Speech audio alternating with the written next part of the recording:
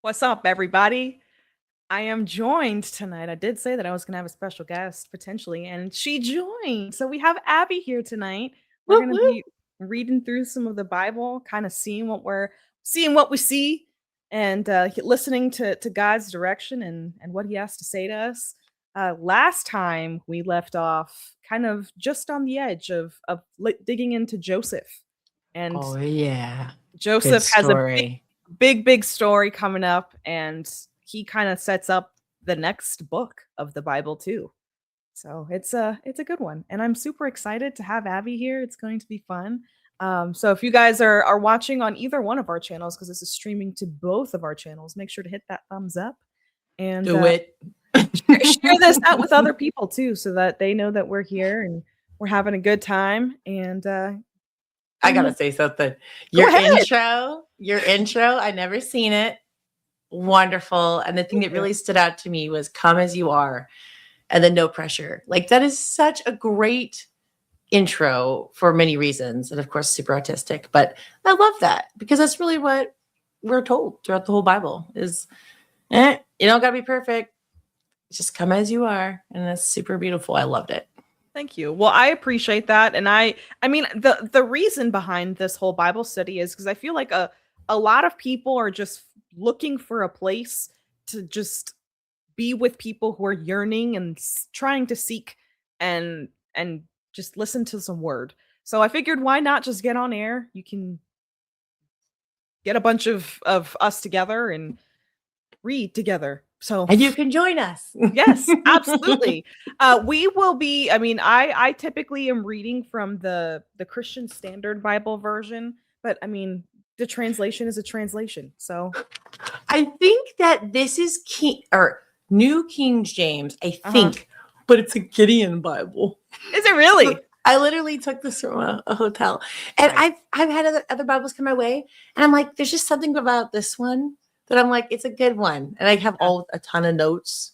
See, those are the ones. So I have like a few of them. I also have this one. This is my daily walk Bible. Nice. So this is the one that I got. Oh, I dropped something out of it. But this one I got back in 2021 for Christmas because I really wanted to read the Bible in a year. And this one actually like does like the whole 365 with like a devotional and all of that. So if you want to read through the Bible in a year, like with a daily plan and everything, this one's a really good one that I recommend. But I have so many Bibles, and now like with this one, this one's like the one that I got like as an adult. So this is like the one that I'm digging in, like, you know, writing in all the margins and highlighting a bunch of stuff. So like this is the one that I bought with my like adult money. So like I'm cherishing this one so much more than all the other ones. It feels different, you know? Right. Because all the stuff that you learned when you had awoken now in a sense. And yeah, that's so cool. I've been needing to do that. I have a few brand new Bibles and I'm like, I should switch over. But I find myself always going here because it has all the notes. So it's like, we'll see. We'll see how that goes. It's the notes. I get it. And like none of my other ones have the notes. So like this is the first one where I'm able to just do and write the notes. So this is like why I'm like attracted to this one. Plus it's like look at it. It's just rose gold. And then wait. So beautiful. You have to see the inside, especially the maps. So hold on. Oh my goodness. Turn this light off for a second so that you can see the maps. Oh, dude, yes. I think my dad had an old Bible that had maps and things in it. So and they stopped making Bibles that had that stuff. That's so cool. Yeah, so this one's a good one. I highly recommend it for anyone. This is the She Reads Truth Bible. It's a really good one, and I know that the light just like it'll recalibrate eventually. If not, oh well, I'll just be orange today. But yeah, this one is good for people who are like brand new to the Bible, who want an easy translation to kind of understand what's actually going on. And the devotionals in it are actually really good. And there's a She Reads Truth and a He Reads Truth. So you can get Nice. the male and female version. And they actually have like a bunch of devotionals that you can buy and like plans that you can buy with it. You don't have to do any of that. I don't, because they got my money already with getting with the first purchase. I love it. Yes, but Cool. I'm also was given. I guess I was stalling a little bit to let the people join. So I think. Come on, people. I Come think on, people good now. now. There we go. Oh, there we go. See, much She's better. back. I gotta. So I turned one light off. There we go. That's better. Okay. Well, I guess we can get into it. You ready? Let's do it. I am ready. All right. I'm So ready. I can. What we can do if you want, we can.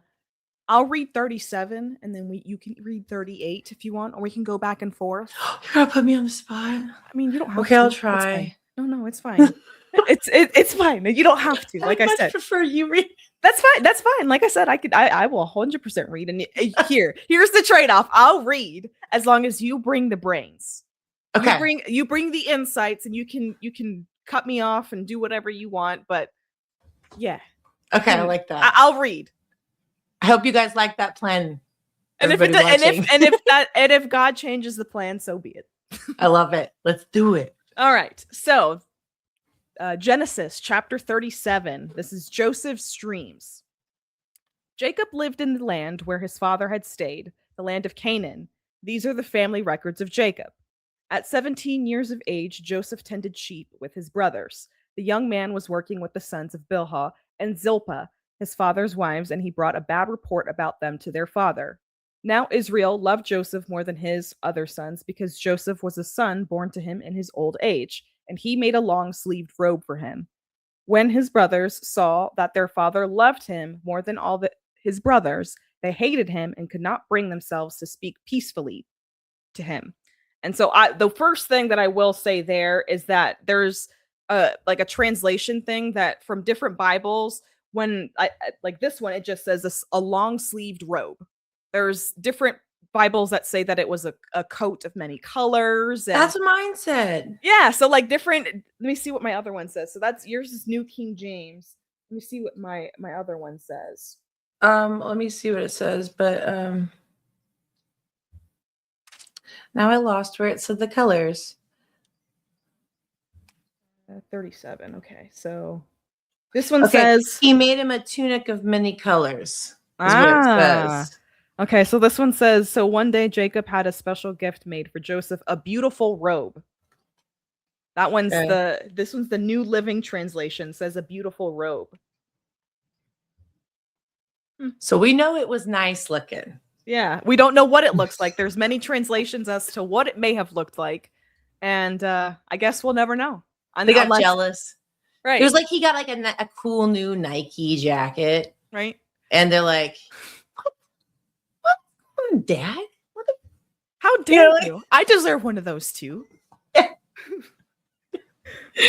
Okay. Geez. Let's see. When his brothers saw that their father loved him more than all his brothers, they hated him and could not bring themselves to speak peacefully to him. So that was 37:4. Now 37:5. When Joseph had a dream, or then Joseph had a dream. When he told it to his brothers, they hated him even more. He said to them, "Listen to this dream I had. There we were, binding sheaves of grain in the field. Suddenly my sheaf stood up, and your sheaves gathered around it bowed down to my sheaf. Aren't you really going to reign over us?"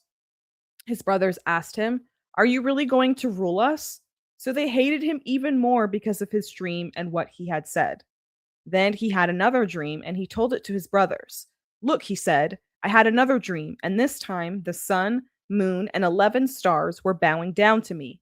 He told his father and brothers, and his father rebuked him. "What kind of dream is this that you have had?" he said. "Am I and your mother and your brothers really going to come and bow down to the ground before you?" His brothers were jealous of him, and his fathers kept the matter in mind. So it doesn't look too good for Joseph right now. His brothers are not happy with him. All right, Joseph sold into slavery. His brothers had gone to pasture their father's flocks at Shechem. Israel said to Joseph, "Your brothers, you know, are pasturing the flocks at Shechem. Get ready, I'm sending you to them." "I'm ready," Joseph replied. Then Israel said to him, Go and see how your brothers and the flocks are doing and bring word back to me. So he sent him from the Hebron Valley and went to Shechem. A man found him there, wandering in the fields, asking him, "What are you looking for?" "I'm looking for my brothers," Joseph said. "Can you tell me where they are pasturing their flocks?" "They've moved on from here," the man said. "I heard them say, 'Let's go to Dothan.'" So Joseph set out after his brothers and found them at Dothan. They saw him in the distance, and before he had reached them, they plotted to kill him. They said to one another, "Oh, look, here comes that dream expert. So now, come on, let's kill him and throw him into one of those pits. We can say that a vicious animal ate him." Those I wouldn't consider those my brothers. Plotting, man. Yeah. Then we'll see what becomes of his dreams. When Reuben heard this, and Reuben is the oldest brother for those that are unaware. Oh, thanks. That's good. When Reuben heard this, he tried to save him from them. He said, "Let's not take his life." Reuben also said to them, "Don't shed blood. Throw him into this pit in the wilderness. Don't lay a hand on him," intending to rescue him from them and return him to his father. When Joseph came to his brothers, they stripped off Joseph's robe, the long-sleeved robe that he had on. They then took him and threw him into the pit. The pit was empty, without water. They sat down to eat a meal, and when they looked up, there was a caravan of Ishmaelites going from Gilead. Their camels were carrying aromatic gum, balsam, and resin going down to Egypt. Judah said to his brothers, "What do we gain if we kill our brother and cover up his blood? Come on, let's sell him to the Ishmaelites and not lay a hand on him, for he is our brother, our own flesh." And his brothers agreed. When Midianite traders passed by, his brothers pulled Joseph out of the pit and sold him for 20 pieces of silver to the Ishmaelites, who took Joseph to Egypt. That's it? 20 pieces? I know. That doesn't seem like a lot. Was Jesus 30 pieces of silver? Oh, that's right. I didn't even think about that. I don't remember, but it's just like sad. It's just so sad. I mean, at least the brothers had a little bit of a conscience to not kill him. But it's just like, honestly, back then, a slave, they may not make it. Like, still, very savage.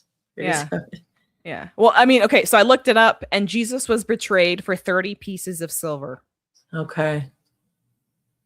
Sorry, Joseph. You weren't as valuable. I mean, if we think about it, it makes sense. Exactly. Savior of the world, Joseph. Yeah. I can understand. All right, let's see where we are. Okay, we're on chapter 37, verse 29, I think. Right? Yes. Okay. When Reuben returned to the pit and saw that Joseph was not there, he tore his clothes. He went back to his brothers and said, "The boy is gone. What am I going to do?" So they took Joseph's robe, slaughtered a male goat, and dipped the robe in its blood. They sent the long-sleeved robe to their father and said, "We found this. Examine it. Is it your son's robe or not?" His father recognized it. "It is my son's robe," he said. "A vicious animal has devoured him. Joseph has been torn to pieces." Then Jacob tore his clothes, put sackcloth around his waist, and mourned for his son many days. All his sons and daughters tried to comfort him, but he refused to be comforted. "No," he said, "I will go down to Sheol to my son, mourning."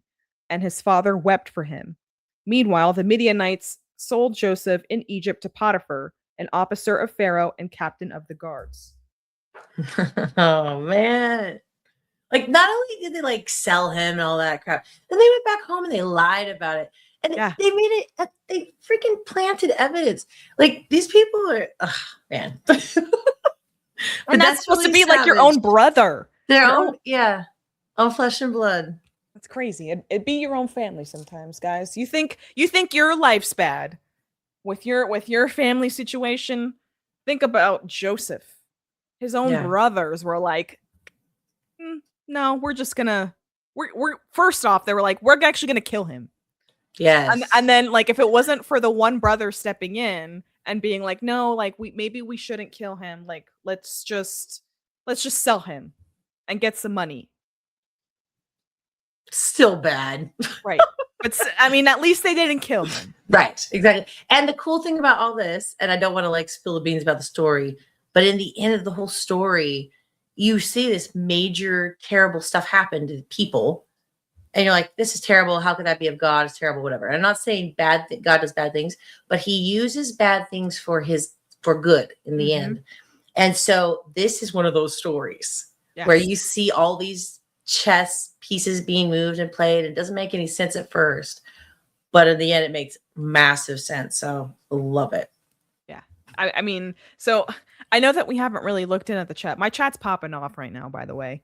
Hi, chat. Yeah, hi, chat. We see you. We love you. And so Rebecca W6 said, deceit ran in the family. Jacob deceived his father and took the blessing from his brother. Yeah. Okay. Yes. Okay. I had to go to your I know it's fine because I know that people are not aware. They just don't know that you're here. And so we see you though. We see you guys, and Abby sees you now. I see you now. But yes, so yeah, but this is like the thing that we see in the Old Testament, as because we've read all of Genesis leading up to here together. So chat's up to date on what's going on in Genesis. So, deceit ran in the family. So Jacob, which is, the father, he was the same thing. He took his brother's blessing. He took Esau's blessing. Oh, you're right. Yeah. So that's his dad. And then now, like, one of his sons is doing the same thing. Like, his sons are doing the same thing to each other. Like fathers, like sons. Yeah. He didn't fix that problem, man. Oh, that's bad. Wow. Yeah. See, that's why it pays to start from the beginning of the story, because you really start to see that giant picture being made. Wow. Mind blown. It's crazy. And it's funny because I talked about this on Wednesday, because I've been Wednesday on my Healing Unmuted show, but I was talking about this, and like I'm every day continuing as I like do my own Bible study, because like I'm in Exodus now, just kind of like piecing things together and seeing things on the internet, because people are starting like their Bible in a year plans, and so they're starting to dig in Genesis.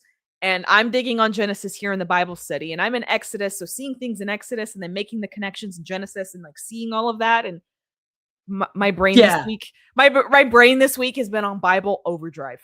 And that's awesome. It's been like the best thing ever.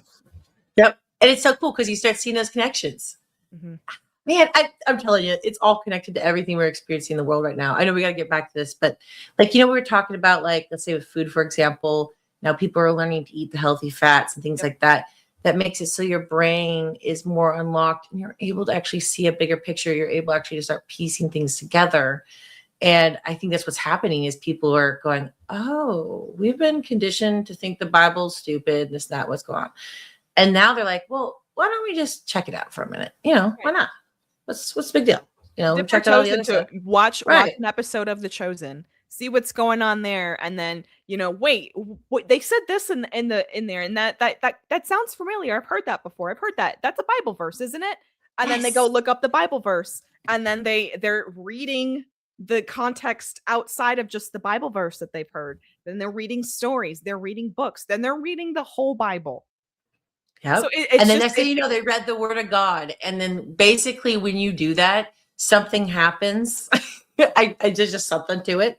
Yep. And then it will cause that person to wake up and realize the whole, well, not the whole story, but wake up at least and want to understand more and keep searching. And it's such a beautiful thing. Yeah. But yeah, sorry for it's just, I keep on interrupting, but it's just like, oh no, it's fine. Such great stories, and love it. Just love this. I'm here for it. And I told people when I first started this, the way that I kind of see a lot of these stories happening, and I've seen it especially in Exodus now, is there's like a part of the story that gets told to like one person.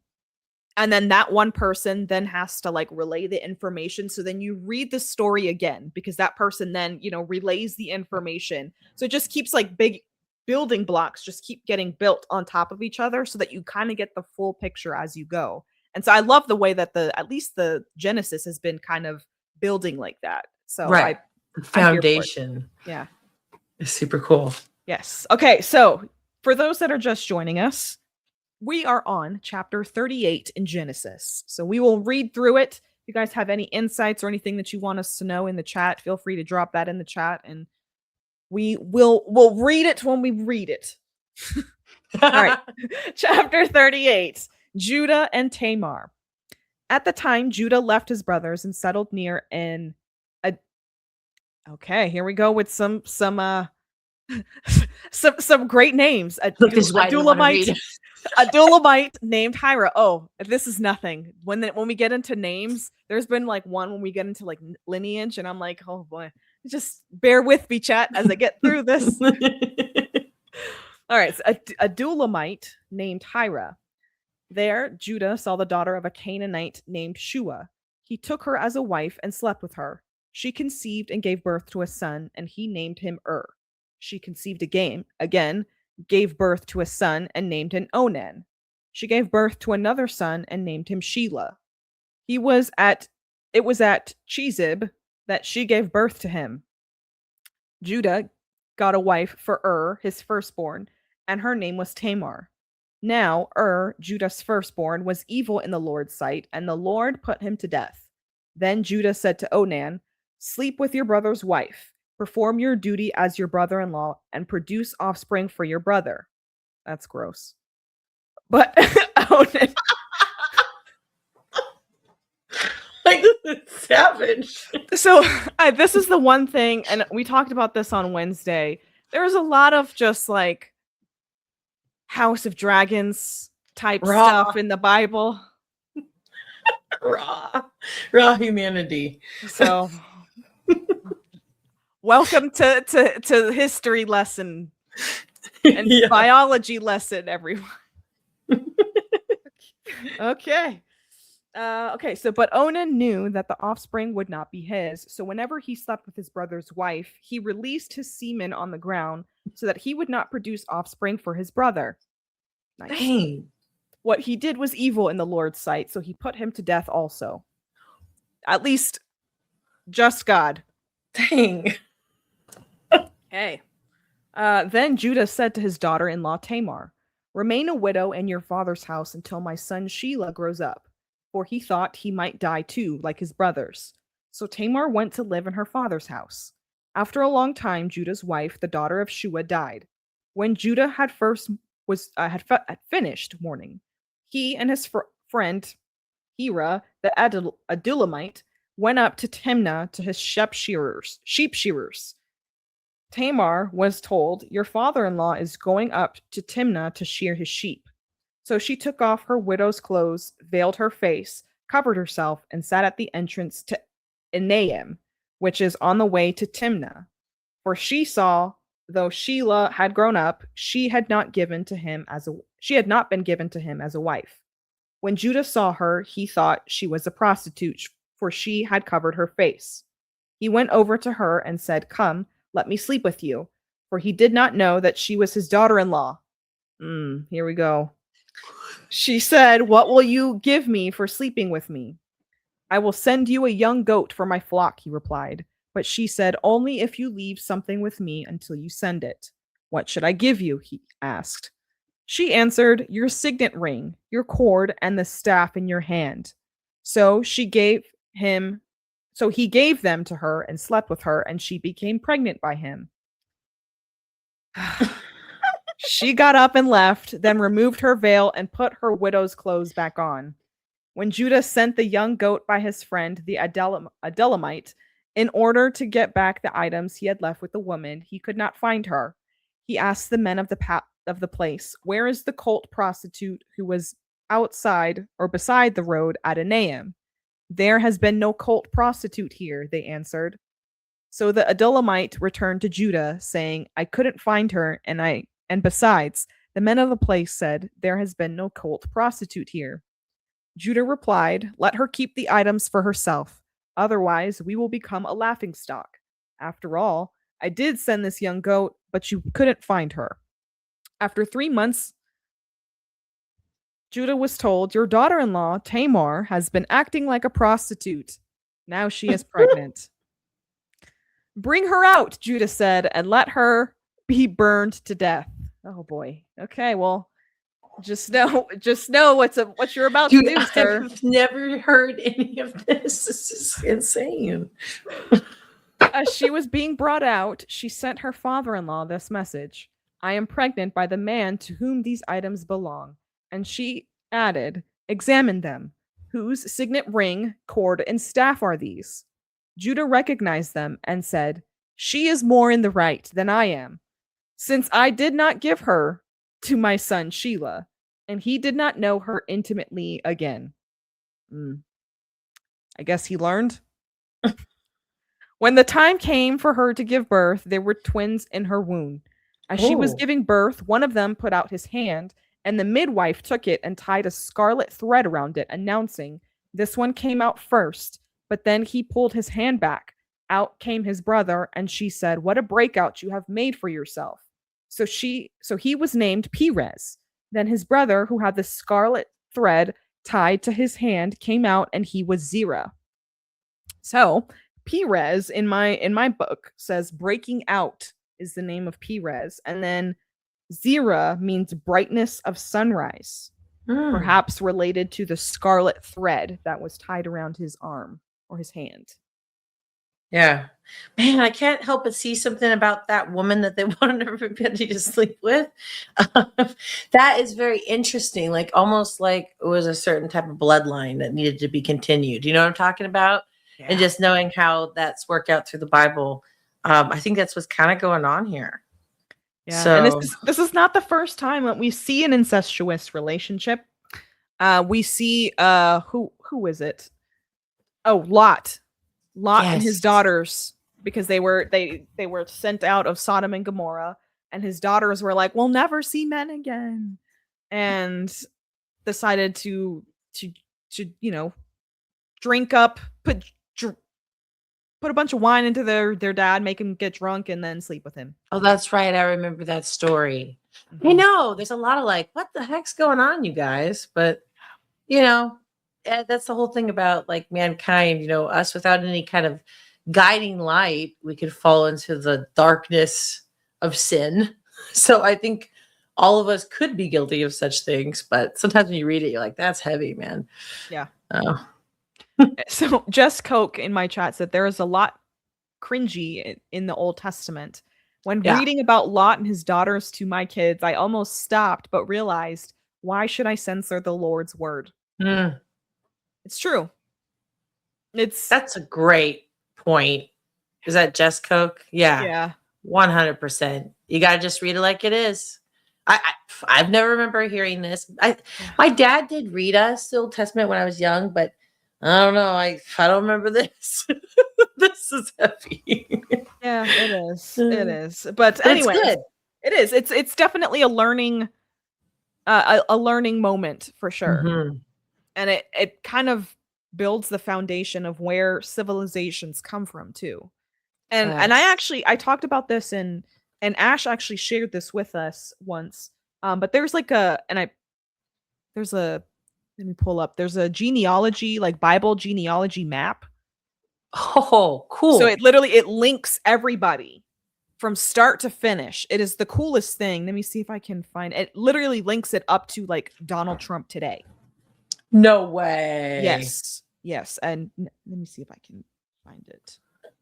If I know that I put it in my chat once, and I'll find it at some point. And Abby, I can send it to you at another time. I don't want to take up too much time looking for this, but yeah, it's like it's the coolest thing and it's all color coded, and it's. So somebody really took the time. Yeah, I mean, and there's a reason, in the Old Testament that they spend so much time talking about the lineage. It's very important.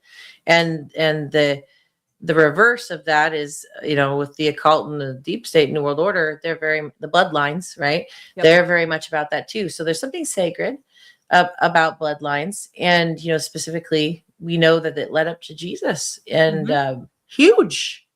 So there's always something that kind of leads you to a good outcome here. Yeah, let me see. Actually, nope. I thought I found it. Didn't find it. I lied.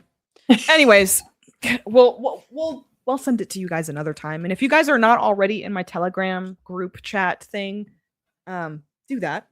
because I drop a lot of resources and stuff. So Nice. yeah. Am I in your chat? I have no idea. Probably. She's like, I don't know. I don't. There's a lot of chats and a lot of things, and I don't like getting cluttered with people's chats, so it's a possibility, but it's all right. All right, chapter 39, Joseph in Potiphar's house. Now Joseph had been taken to Egypt. An Egyptian named Potiphar, an officer of Pharaoh, and the captain of the guards brought him from the Ishmaelites who had brought him there. The Lord was with Joseph, and he became a successful man serving in the household of this Egyptian master. When his master saw that the Lord was with him and that the Lord made everything he did successful, Joseph found favor with his master and became his personal attendant. Potiphar also put him in charge of his household and placed all that he owned under his authority. From the time that he put him in charge of his household and of all that he owned, the Lord blessed the Egyptian's house because of Egypt. Because of Joseph, not Egypt. The Lord's blessing was on all that he owned in his house and in his fields. He left all that he owned under Joseph's authority.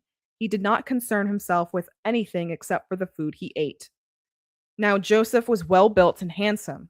After some time, his master's wife looked longingly at Joseph and said, "Sleep with me."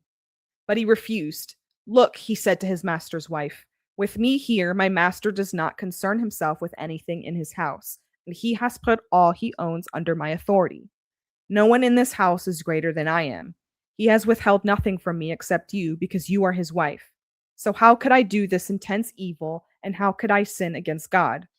Although he spoke to Joseph day after day, he refused to go to bed with her. Now one day he went into the house to do his work, and none of the household servants were there.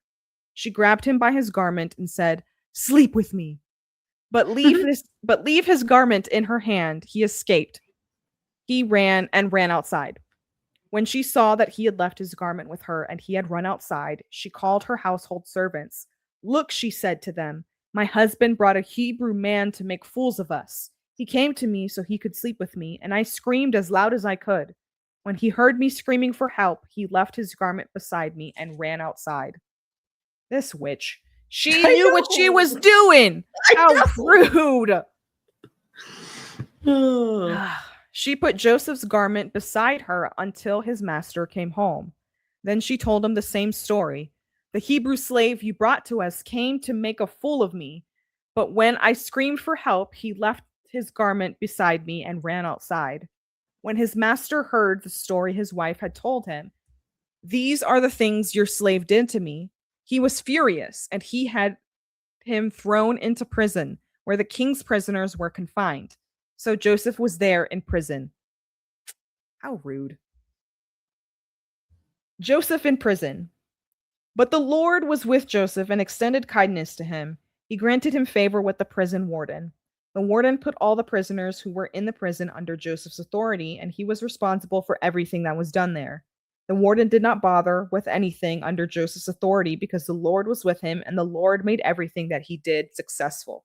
Yeah. So that right there just tells you everything you need to know, that God is going to literally be with you, and he's going to be faithful through it all. And even when you're in chains, when you did nothing wrong, it kind of sounds like Tina Peters, don't you think? Oh, whoa, right? You did nothing wrong. And that's the thing, is like, the prior stories, they were tempted and they slept with her, right? Whoever the woman is of the time.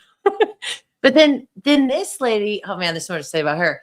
But she was trying, and he was denying. Mm-hmm. And he never did. He actually never did. But she got his claw so she could say, "Oh, look, he tried and he was here." Total lying, But so basically the story is, you could be following God, doing what's right, and still some bad things might happen to you. But that doesn't mean that God isn't with you. And it's all part of the story, if you want to put it that way. Right. And the story's not over. That's a thing. Yes. This is just the middle of the story. So like, just when you think that the world is over, that this is the end of the story, it's only the beginning, if you will. Like, we're just about to hit the top and we're about to go full speed ahead down the hill. All right, chapter 40. Joseph interprets two prisoners' dreams. After this, the king of Egypt's cupbearer and baker offended their master, the king of Egypt. Pharaoh was angry with his two officers, the chief cupbearer and the chief baker, and put them in custody in the house of the captain of the guards, in the prison where Joseph was confined. The captain of the guards assigned Joseph to them as their personal attendant, and they were in custody for some time. The king of Egypt's cupbearer and baker were confined in the prison, each had a dream. Who were confined in the prison, each had a dream. Both had a dream on the same night, and each dream had its own meaning. When Joseph came to them in the morning, he saw that they looked distraught. So he asked Pharaoh's officers who were in custody with him in their master's house, "Why do you look so sad today?" "We had dreams," they said to him, "but there was no one to interpret them." Then Joseph said to them, Don't interpretations belong to God? Tell me your dreams." So the chief cupbearer, told his dream to Joseph. "In my dream, there was a vine in front of me. On the vine were 3 branches. As soon as it budded, its blossoms came out and its clusters ripened into grapes. Pharaoh's cup was in my hand, and I took the grapes, squeezed them into Pharaoh's cup, and placed the cup in Pharaoh's hand." This is its interpretation, Joseph said to him. "The 3 branches are 3 days. In just 3 days, Pharaoh will lift up your head and restore you to your position. You will put Pharaoh's cup in his hand the way you used to when you were his cupbearer. But when all goes well for you, remember that I was with you. Please show kindness to me by mentioning me to Pharaoh and get me out of this prison. For I was kidnapped from the land of the Hebrews, and even here I have done nothing that they should put me in the dungeon." When the chief baker saw that the interpretation was positive, he said to Joseph, "I also had a dream. 3 baskets of white bread were on my head. In the top basket were all sorts of baked goods for Pharaoh, but the birds were eating them out of the baskets on my head." "This is the interpretation," Joseph replied.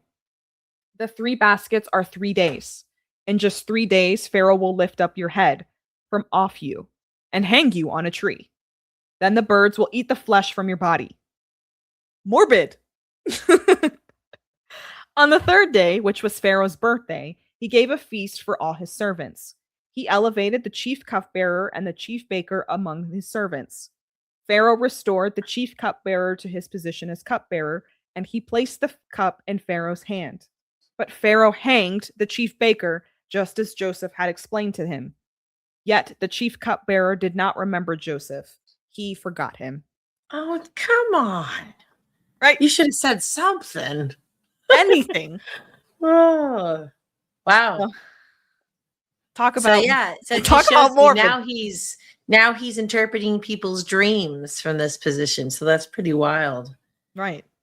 So we'll see, like I said, this is the slow, steady climb. We thought that we were at the low pits in the dungeons. And slowly we're going to see, Joseph, maybe he didn't get that first push and he thought like the guy was going to be like, "Hey, remember me." And he didn't. So now let's see what happens next. This is chapter 41.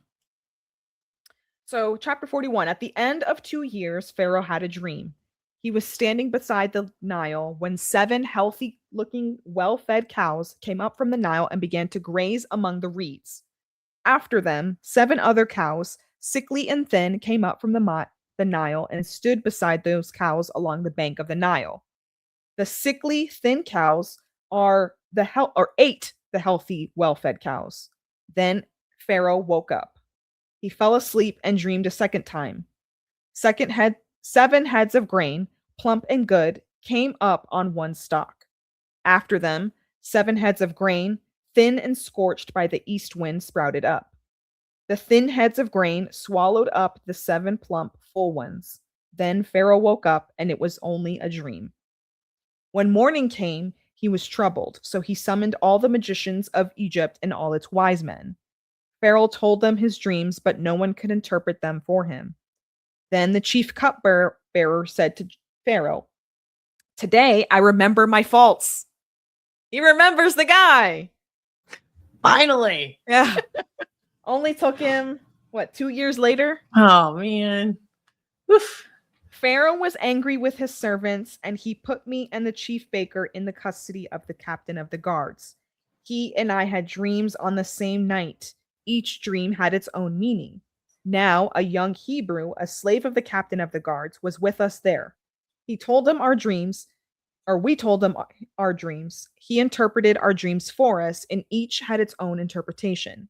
It turned out just the way he interpreted them to us. I was restored to my position, and the other man was hanged. Then Pharaoh sent for Joseph, and they quickly brought him from the dungeon.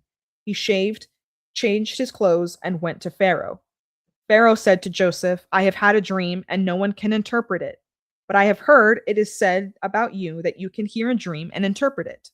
I am not able to, Joseph answered Pharaoh. It is God who will give Pharaoh a favorable answer. So that right there,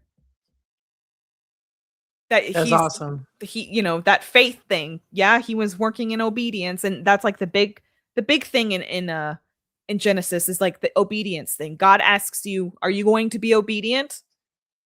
And you either do the thing right away, or you wait, and you have to wait to, for God to give you another opportunity to kind of prove yourself.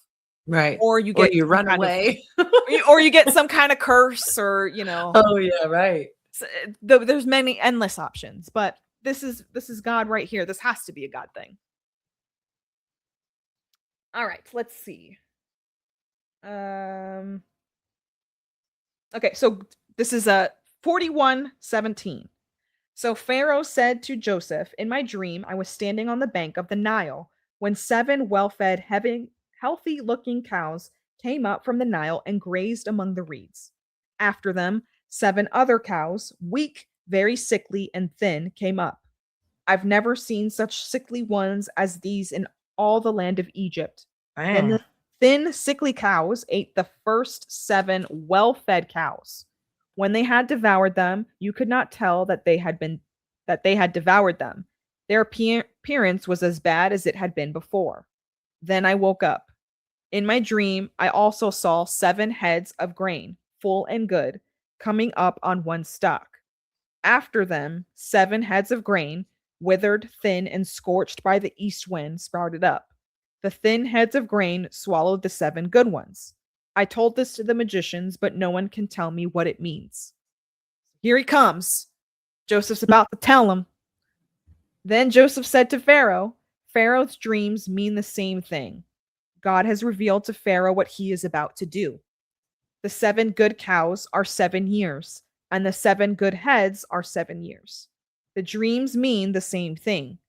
The 7 thin, sickly cows that come up after them are 7 years, and the 7 worthless heads of grain scorched by the east winds are 7 years of famine.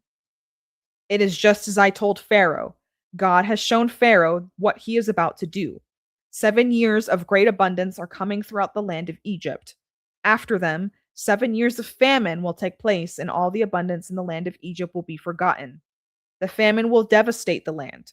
The abundance in the land will not be remembered because of the famine that follows it, for the famine will be very severe. Since the dream was given twice to Pharaoh, it means that the matter has been determined by God, and it will carry out soon. So that's how God works. He's going to give you a confirmation. I like that. Yes. Because since it was twice, it's definitely meaning it's happening soon. That's interesting. Yeah. So, okay. So now let Joseph look for a discerning and wise man and set him over the land of Egypt. Let Pharaoh do this. Let him appoint overseers over the land and take 1/5 of the harvest of the land of Egypt during the 7 years of abundance. Let them gather all the excess food during these good years that are coming. Under Pharaoh's authority, store the grain in the cities so they may preserve it as food. The food will be a reserve for the land during the 7 years of famine that will take place in the land of Egypt. Then the country will not be wiped out by the famine. So he's giving us everything that we need. He's basically saying, like, look, guys, are you guys going to be obedient and listen to what I'm telling you and heed my warning? Mm-hmm. Or are you going to be dumb and starve for 7 years? Yeah, it's also interesting. It's like during the time of plenty, take a little bit. It kind of reminds me, it's not exactly, but like here when people gather firewood for the winter for your wood stoves, you are gathering the firewood during the summer when it's nice, when you can get places. And you tend to want to just go play during the summer and not store for when you're going to need it. And so I see that here where it's a years of plenty. You can take a little bit and just put it on the side. So that's a really cool concept. And so I love this prep. And the other thing I thought, this action by him interpreting the dream quite literally keeps a nation from collapsing. Egypt. Yeah. Huge. Yeah. Very huge. And it's funny that same nation is the nation that enslaves these same people in Exodus. Like literally the Egyptians come enslave these same people and treat them like literal garbage for, was it 400 years? Something like that? Yeah, it's a long time. And they're like, they're slaves. Mm-hmm. It's crazy. But now he's quite literally saving them. Yep. Wow. Crazy how that works out.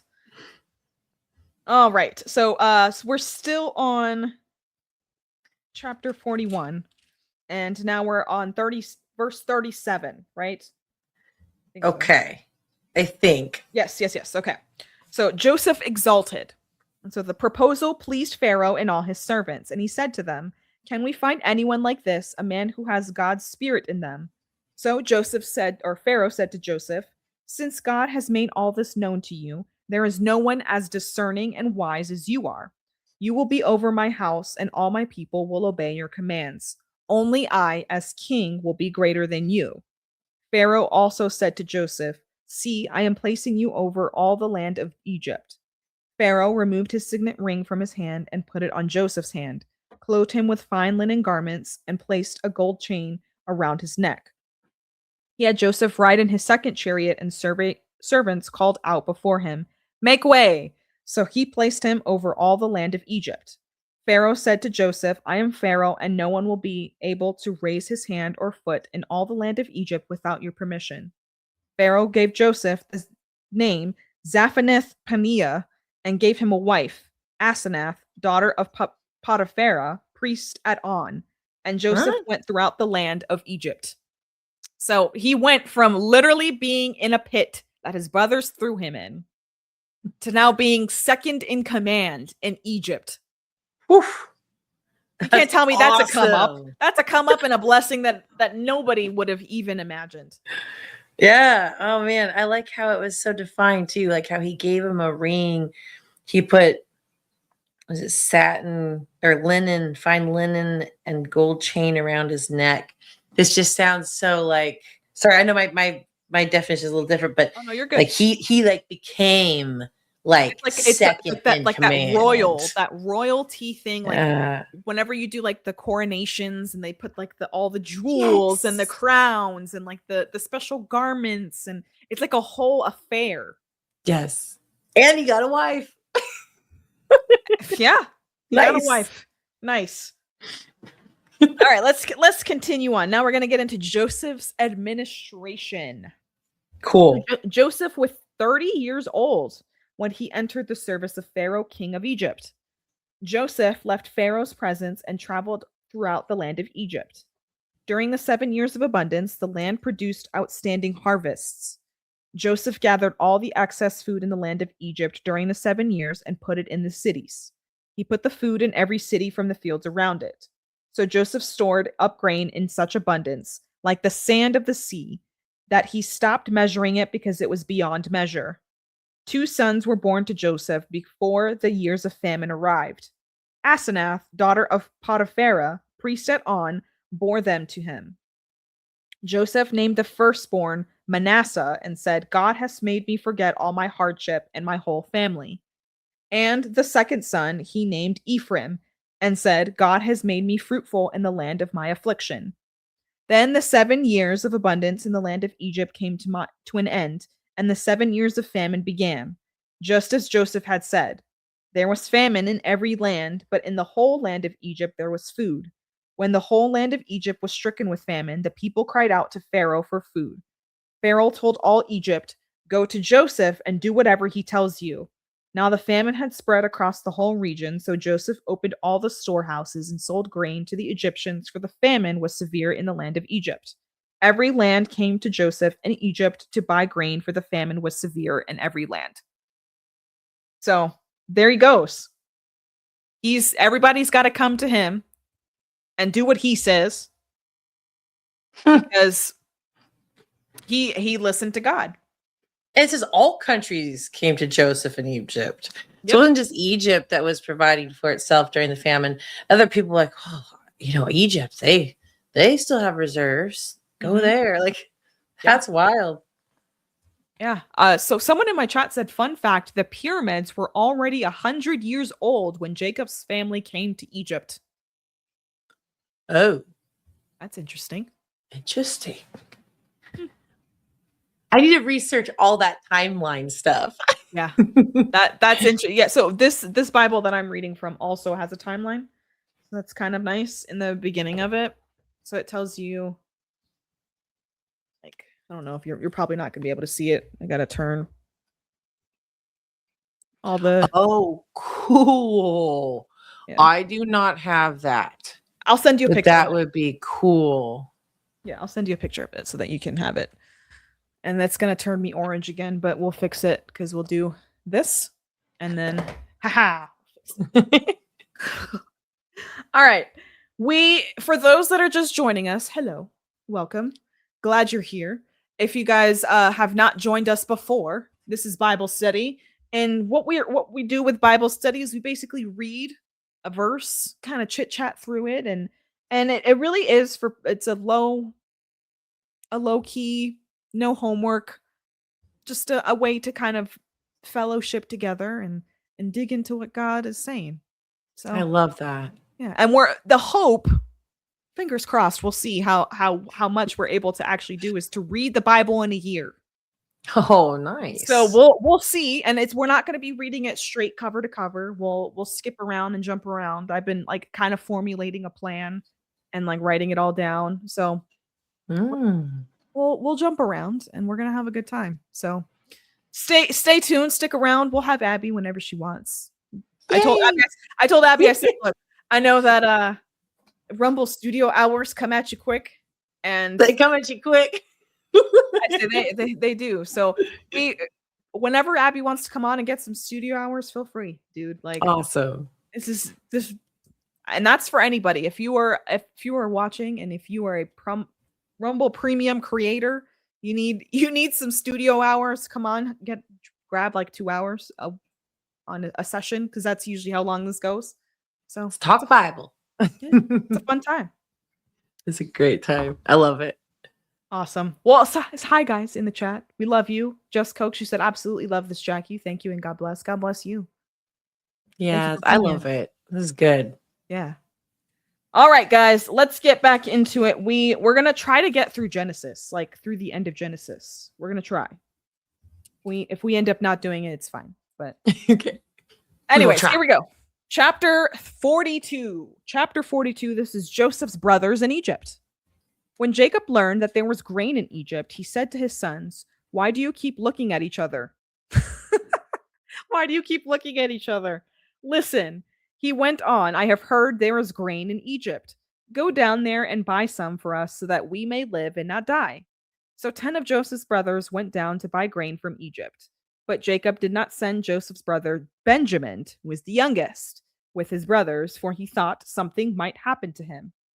He's still playing favorites, guys. He played favorites with his son Joseph. Right. And now he is playing favorites again with the youngest son, Benjamin, because those were the 2 sons that he was able to have with his favorite Rachel. I see. I think Rachel died in labor with Benjamin, if I'm not mistaken. Oh. That was something that they talked about earlier in Genesis. Yeah. Okay. So the sons of Israel were among those who came to buy grain, for the famine was in the land of Canaan. Joseph was in charge of the country. He sold grain to all its people. His brothers came and bowed down before him with their faces to the ground. This is the dream fulfilled, guys. This is the dream in 37:7. Me. When Joseph saw his brothers, he recognized them, but he treated them like strangers and spoke harshly to them. Where do you come from? He asked. From the land of Canaan to buy food, they replied. Although Joseph recognized his brothers, they did not recognize him. Joseph remembered his dream about them and said to them, "You are spies. You have come to see the weakness of the land." "No, my lord, your servants have come to buy food," they said. "We are all sons of one man. We are honest. Your servants are not spies." "No," he said to them, "you have come to see the weakness of the land." But they replied, "We, your servants, were 12 brothers, the sons of one man in the land of Canaan. The youngest is now with our father, and one is no longer living." Then Joseph said to them, "I have spoken. You are spies. This is how you will be tested. As surely as Pharaoh lives, you will not leave this place unless your youngest brother comes here. Send one." Oh, Yep. calling them out. Yep. You guys want to play games? Yeah. Go get the one that you know that you're saving. Send one from among you to get your brother. The rest of you will be imprisoned so that your words can be tested to see if they are true. If you are not, then as surely as Pharaoh lives, you are spies. So Joseph imprisoned them together for 3 days. On the third day, Joseph said to them, "I fear God.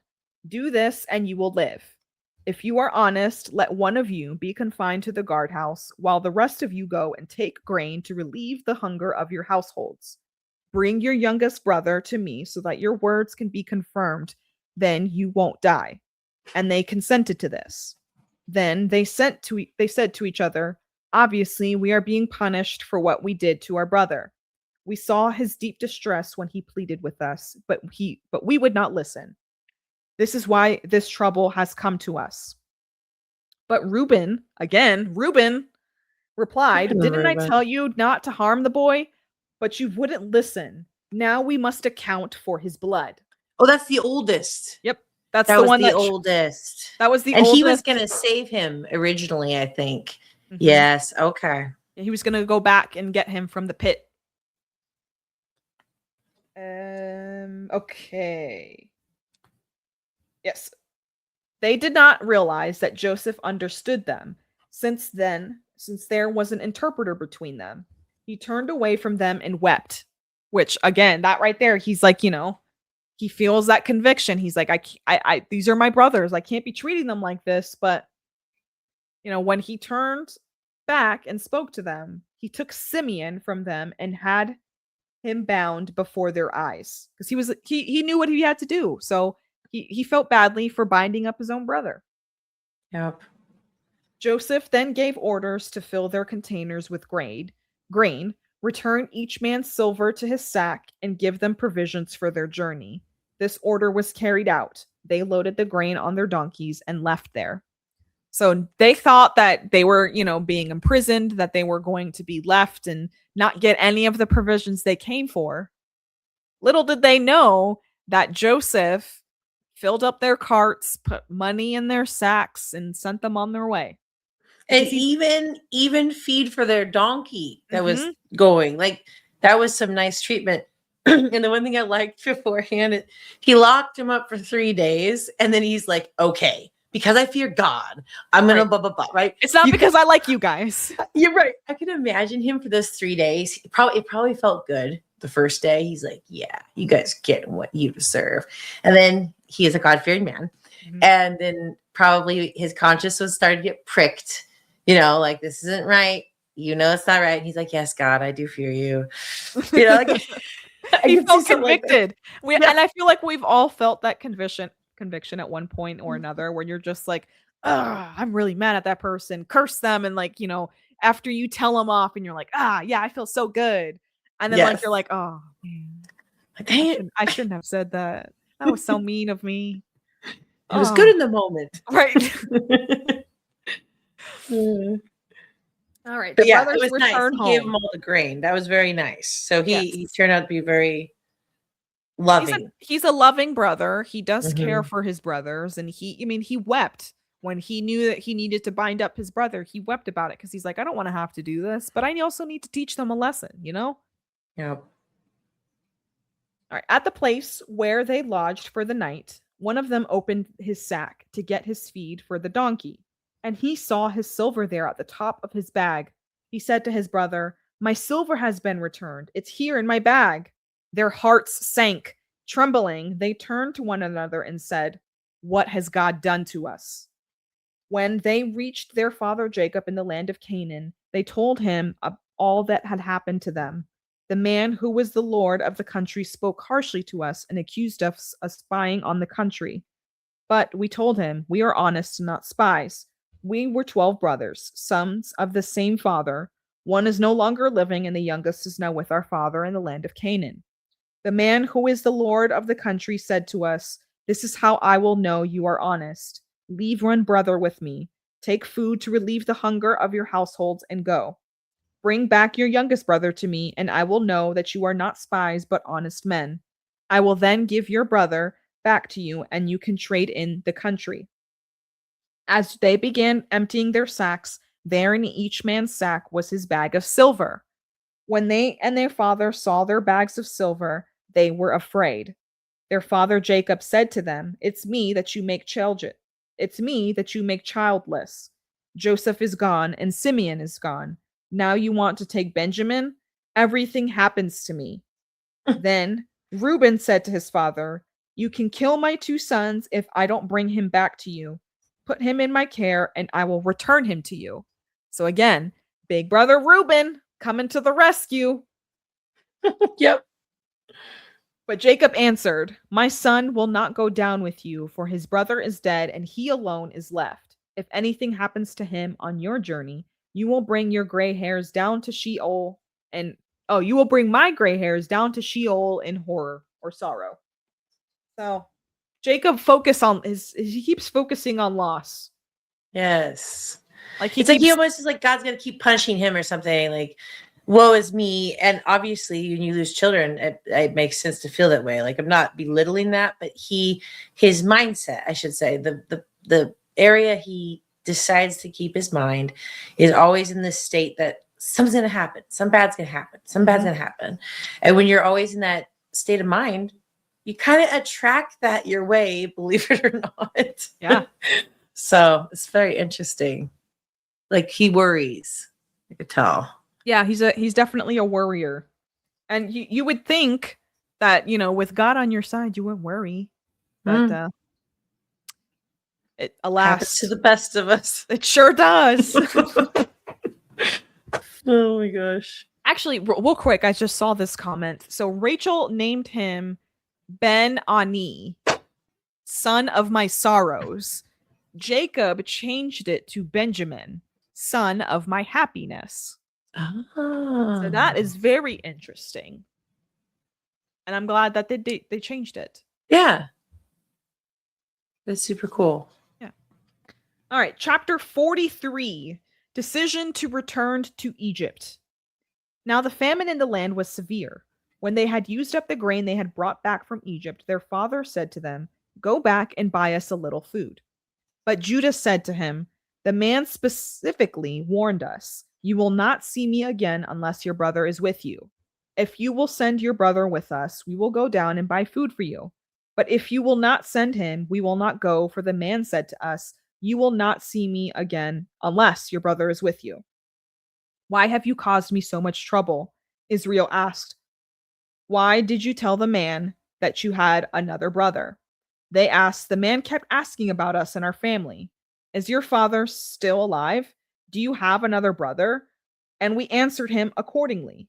How could we know that he would say, Bring your brother here? Then Judah said to his father Israel, Send the boy with me. We will be on our way so that we may live and not die. Neither we, nor you, nor our dependents. I will be responsible for him. You can hold me personally accountable. If I do not bring him back to you and set him before you, I will be guilty before you forever. If we had not delayed, we could have come back twice by now.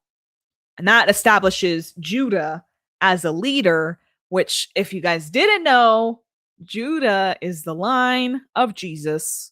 There you go. Yep. So then their father Israel said to them, "If it must be so, then do this. Put some of the best products of the land in your packs and take them down to the man as a gift. A little balsam and a little honey, aromatic gum and resin, pistachios and almonds. Take twice as much silver with you. Return the silver that was returned to you in the top of your bags. Perhaps it was a mistake. Take your brother also and go back at once to the man. May God Almighty cause the man to be merciful to you so that he will release your other brother and Benjamin to you. As for me, if I am deprived of my sons, then I am deprived." So, yeah. So There he you go. kind of submitted, you know what I mean? Mhm. He's like, okay, let's do it. Also, I like how he's like, give the silver back. I'm not Yep. gonna take that. He's like, "It could have been a mistake. I don't want to have that guilty conscience. You guys Yep. do what you still need to do." Yeah. All right. The return to Egypt. The men took his gift, double the amount of silver, and Benjamin. They immediately went down to Egypt and stood before Joseph. When Joseph saw Benjamin with them, he said to his steward, "Take the men to my house, slaughter an animal, and prepare it, for they will eat with me at noon." The man did as Joseph had said and brought them to Joseph's house. But the men were afraid because they were taken to Joseph's house. They said, "We have been brought here because of the silver that was returned in our bags the first time. They intend to overpower us, seize us, make us slaves, and take our donkeys." So they approached Joseph's steward and spoke to him at the doorway of the house. Why are they so scared? Like a guilty conscience 101. Don't take my donkeys. We need a shirt that says that. Oh God. They said, "My lord, we really did not come down here the first time only to buy food. When we came to the place where we lodged for the night and opened our bags of grain, each one's silver was at the top of his bag. It was the full amount of our silver, and we have brought it back with us. We have brought additional silver with us to buy food. We don't know what or who put our silver in the bags." Then the steward said, "May you be well. Don't be afraid. Your God and the God of your father must have put treasure in your bags. I received your silver." Then he brought Simeon out to them. The steward brought the men into Joseph's house, gave them water to wash their feet, and got feed for their donkeys. Since the men had heard that they were going to eat a meal there, they prepared their gift to Joseph's arrival at noon.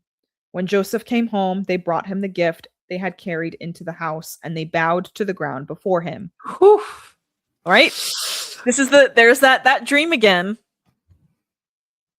He asked if they were well, and he said, "How is your elderly father that you told me about? Is he still alive?" They answered, "Your servant our father is well. He is still alive." And they knelt low and paid homage to him. When they looked up and saw his brother Benjamin, his mother's son, he asked, "Is this your younger brother that you told me about?" Then he said, "May God be gracious to you, my son." Joseph hurried out because he was overcome with emotion for his brother, and he was about to weep. He went into an inner room and wept there. So those emotions right there, guys, that's proof of healing. He finally, I feel like, can accept his brothers again. They've done everything that they needed to do to kind of prove to him that they're not going to kill him again, basically. Right. And I think it's even right here. It's like it's almost deeper, like because it's the mother. There's different mothers, right? Yep. So this is the mother, his mother. Mm-hmm. So it's the brother, it's like his only brother that's from the dad and the mom, right? Yep. So he had massive emotion about it because it was like, yeah, and I can see why he hated the other brothers. They sold him away, right? They want to get killed.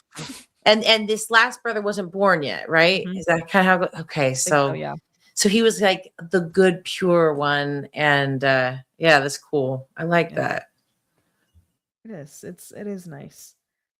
All right. So then he washed his face and came out, regaining his composure. He said, "Serve the meal." They served him by himself, his brothers by themselves, and the Egyptians who were eating with them by themselves, because Egyptians could not eat with Hebrews, since that is detestable to them. Interesting political statement there. Right. They were seated before him in order by age, from the firstborn to the youngest. The men looked at each other in astonishment. Portions were served for them from Joseph's table, and Benjamin's portions was 5 times larger than any of the others. So he's the youngest brother. And he gets the spoiling, right? There's Yep. a thing there. Interesting. Yep. So they drank and became drunk with Joseph. And that right there, that's chapter 43. It's kind of crazy to think about. Yes. And I don't even remember what happens here, but it's like usually when people drink, some things can happen in the Bible. Yeah. And that's true. So K.O. Kelly also brought up, we don't hear much about the sister. So, yeah, the sister Dinah, the Dinah that we talked about at the end of Bible study last time. She's a sister that someone raped her, and then the brothers raped and pillaged a town and killed a bunch of people because they raped her sister. No way. Yes. So Dinah. That's savage revenge. Yep. But I mean, things were different back then, like we keep saying. That's crazy. Yeah. So it's funny that we say that because at the end of Genesis, and we'll hopefully get to that here in a second, but they talk about all of the different siblings and like their blessings that they're going to be getting and all of that. And I think Dinah, they end up bringing her up there too. Oh, cool. Yeah. All right. So Joseph's final test. This is chapter 44. Joseph commanded his steward, fill the men's bags with as much food as they can carry and put each one's silver at the top of his bag. Put my cup, the silver one, at the top of the youngest one's bag, along with the silver up for his grain. So he did as Joseph told him. At morning light, the men were sent off with their donkeys. They had not gone very far from the city when Joseph said to his steward, get up, pursue the men, and when you overtake them, say to them, why have you repaid evil for good? Isn't this the cup that my master drinks from and uses for divination? What have you done? What you have done is wrong. When he overtook them, he said these words to them. They said to him, why does my lord say these things? Your servants could not possibly do such a thing.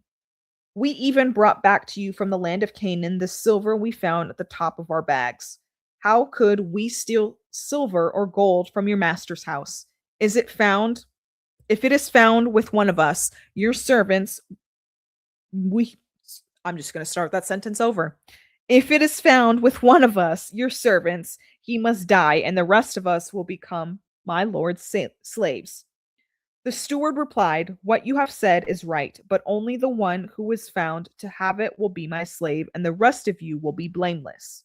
So each one quickly lowered his sack to the ground and opened it. The steward searched, beginning with the oldest and ending with the youngest, and the cup was found in Benjamin's sack. Then they tore their clothes, and each one loaded his donkey and returned to the city. So this right here is the same test that they had before, but they all have new hearts. They had that same test when they found the cup, but this was the silver the last time. They felt hardened. They were so upset that they found the silver that Joseph had given them. But now they have a new heart. So when Joseph and his brothers reached Joseph's house, he was still there. They fell to the ground before him. What have you done? Joseph said to them. Didn't you know that a man like me could uncover the truth by divination? What can we say to my lord? Judah replied. How can we plead? How can we justify ourselves? God has exposed your servant's iniquity. We are now my lord's slaves, both we and the one in whose possession the cup was found. Then Joseph said, I swear that I will not do this. The man in whose possession this cup was found will be my slave. The rest of you can go in peace to your father. So again, that same test where they had the brother who is going to be the one that's going to be sent off, he asks them, okay, I have to take one of your brothers. You got to keep him here with me. Will they leave him? Will they abandon him again? Or will they actually, do something about it? Oh, whoa, weird. I like that parallel. Yeah, it's good. All right. So Judah's plea for Benjamin. But Judah approached him and said, My lord, please let your servant speak personally to my lord. Do not be angry with your servant, for you are like Pharaoh. My lord asked his servant, Do you have a father or a brother? And he answered, My lord, we have an elderly father and a younger brother, the child of his old age. The boy's brother is dead. He is the only one of his mother's sons left, and my father loves him. Then you said to your servants, Bring him to me so that I can see him. But we said to my lord, The boy cannot leave his father. But if he were to leave, his father would die. Then you said to your servants, If your younger brother does not come down with you, you will not see me again. This is what happened when you went back to your servant, my father. We reported to him the words of my lord, but our father said, Go again and buy us a little food. We told him, We cannot go down unless our younger brother goes with us. If our younger brother isn't with us, we cannot see the man. Your servant, my father, said to us, You know that my wife bore me 2 sons. One is gone from me. I said he must have been torn to pieces, and I have never seen him again. If you also take take this one from me, and anything happens to him, you will bring my gray hairs down to Sheol in sorrow.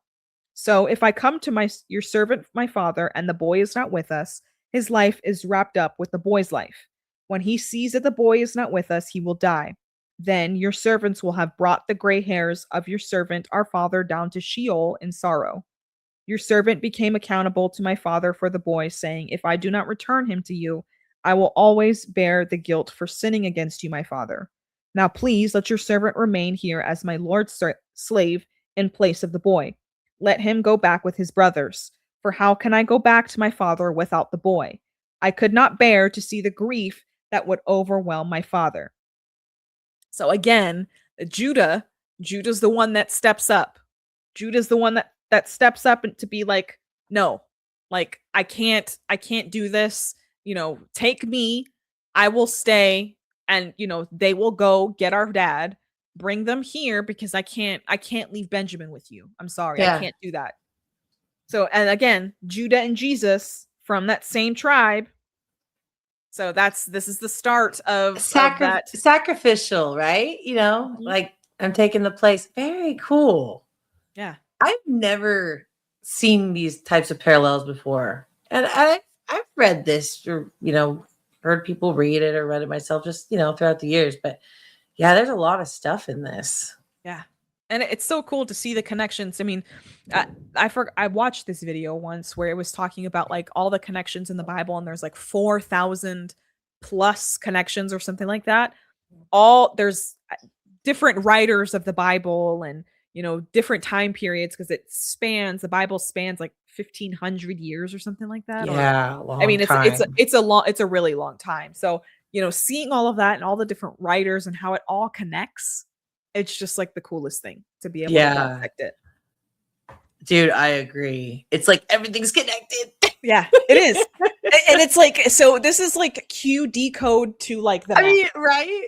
But it's true though, because like God is intertwined in everything. He's the creator of all. He knows all time. He's beyond time. He's like, so you do see, it's like you could see when you look back, you can see the hands of God. But like when you're in the present, like let's say right now, you can have the faith that God is working, but you might not see the outcome yet. But that's why faith is so valuable, is because you keep pressing through, even if you don't have all the evidence. Yeah. You trust in God's promises, right? And for the most part, good always does come out of it. Hopefully you're around to see it. Some of these people didn't see it in their lifetime, but God was definitely moving. So that's pretty cool.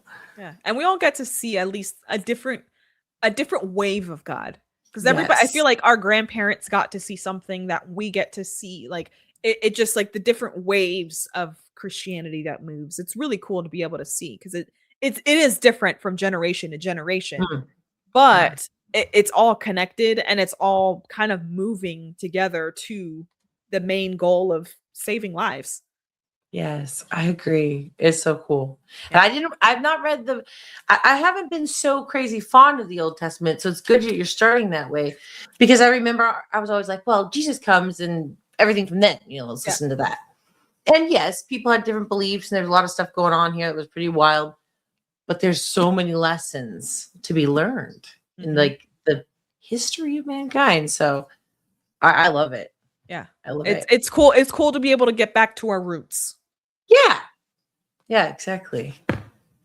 All right, chapter 45. This is where it gets interesting.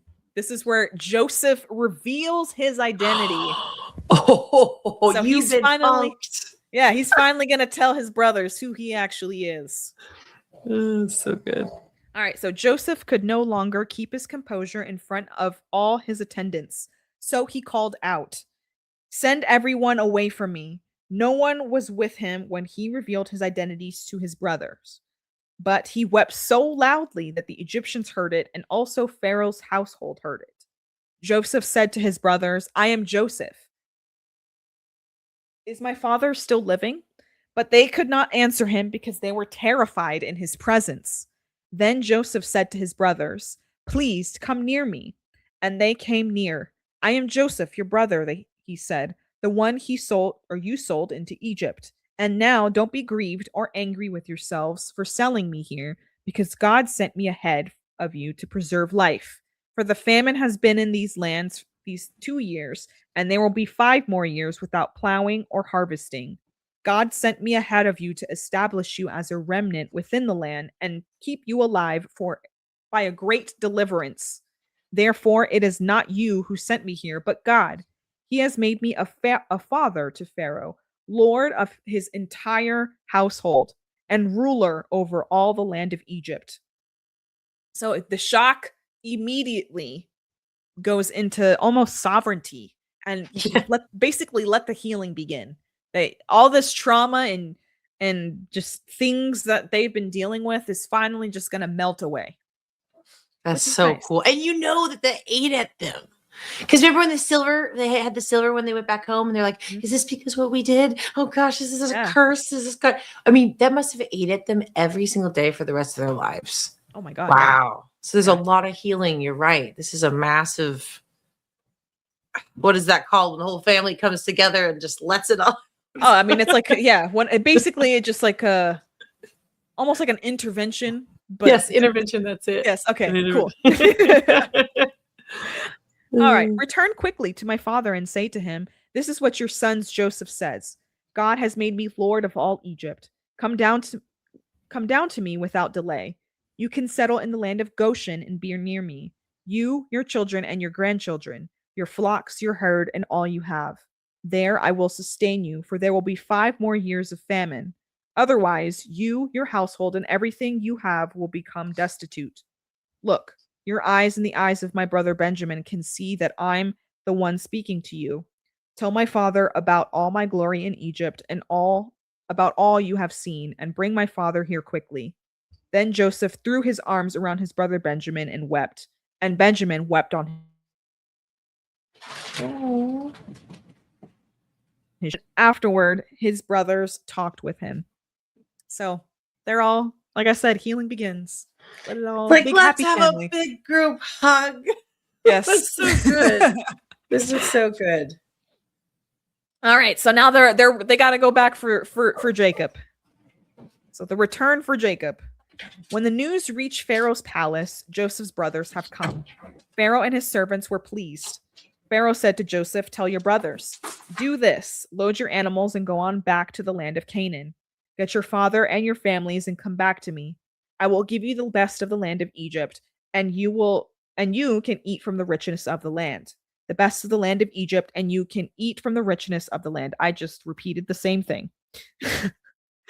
You are also commanded to them, "Do this, take wagons from the land of Egypt for your dependents and your wives, and bring your father here.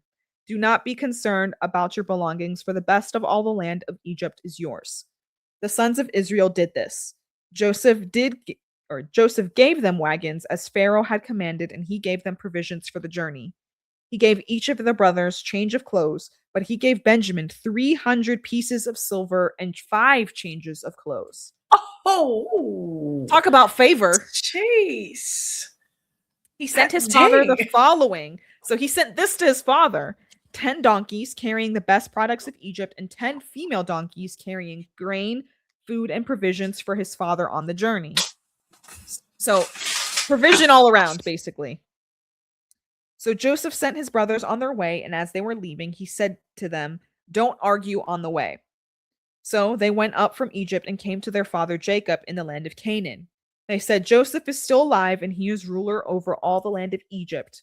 Jacob was stunned, for he did not believe them.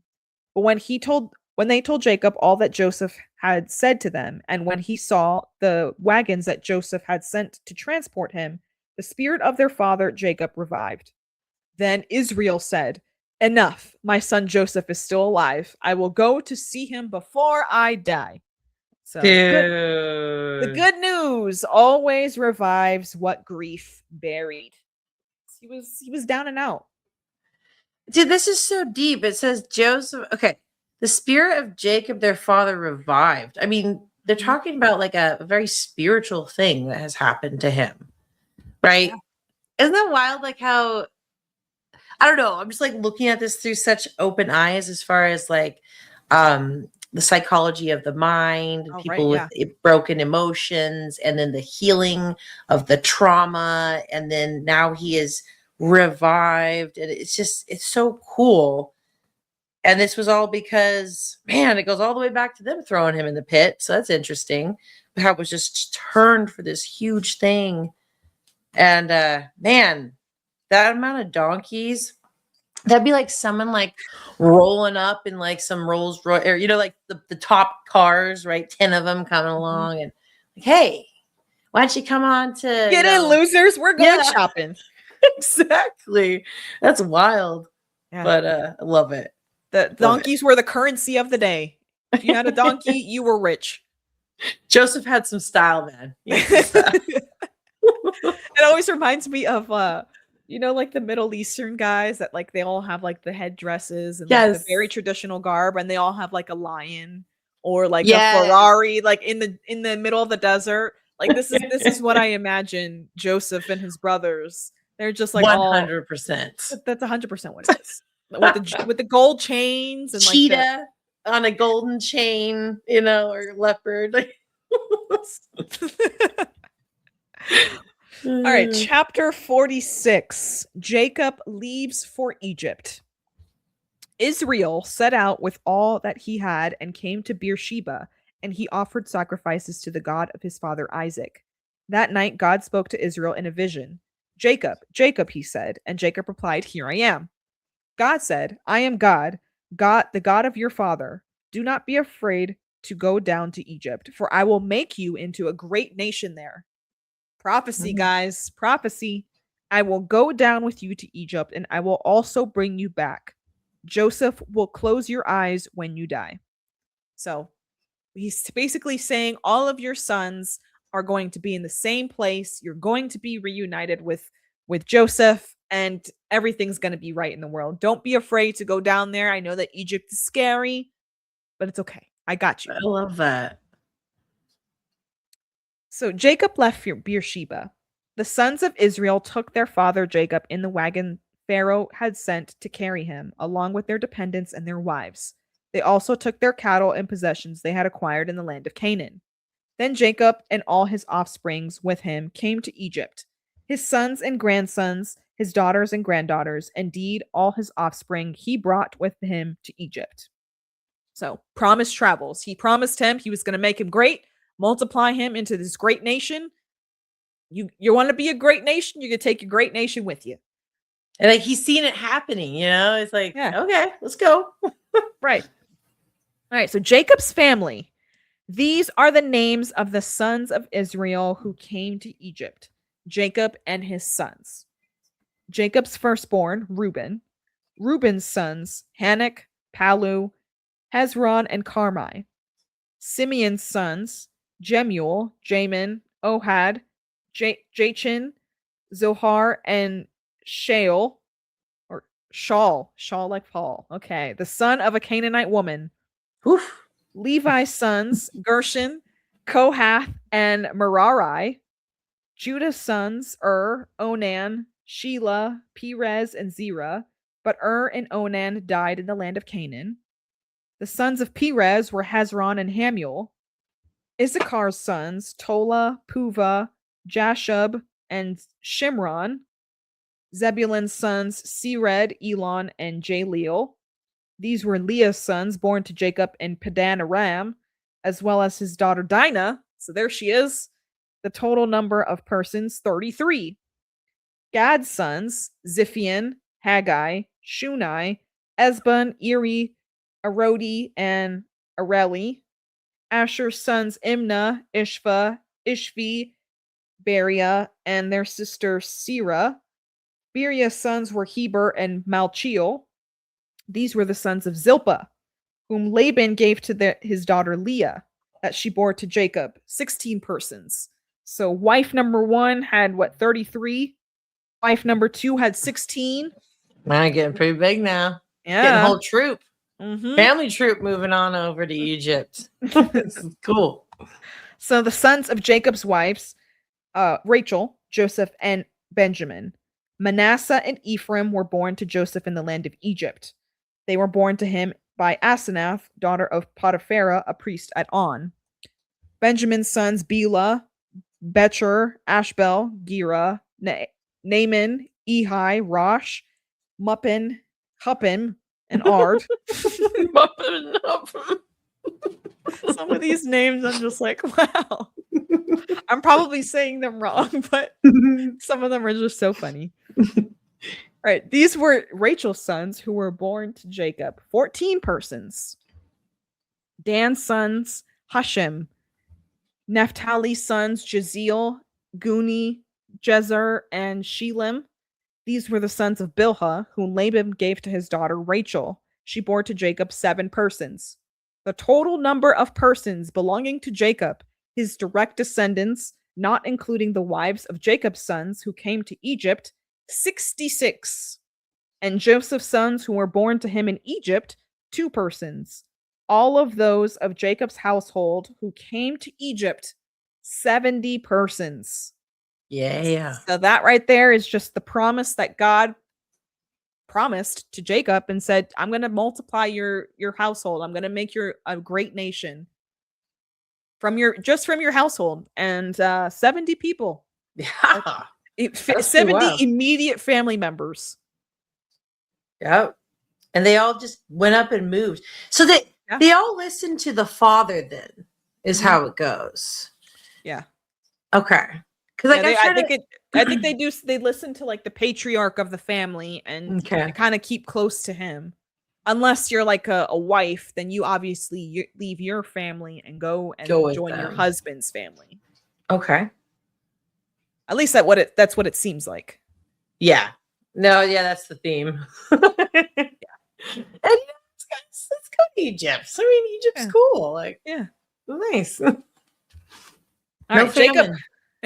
Well, there is famine there, but because of Joseph's fine finagling and planning, they were able to not really have a famine there.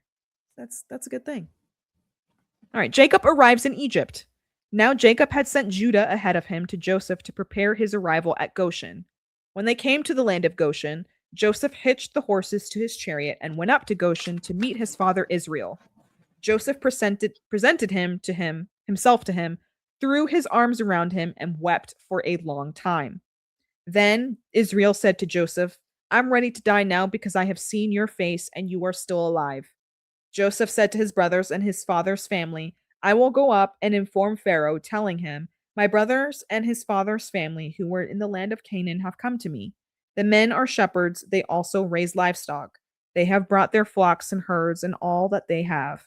When Pharaoh addresses you and asks, what is your occupation? You are to say, your servants, both we and our ancestors, have raised livestock for our youth until now.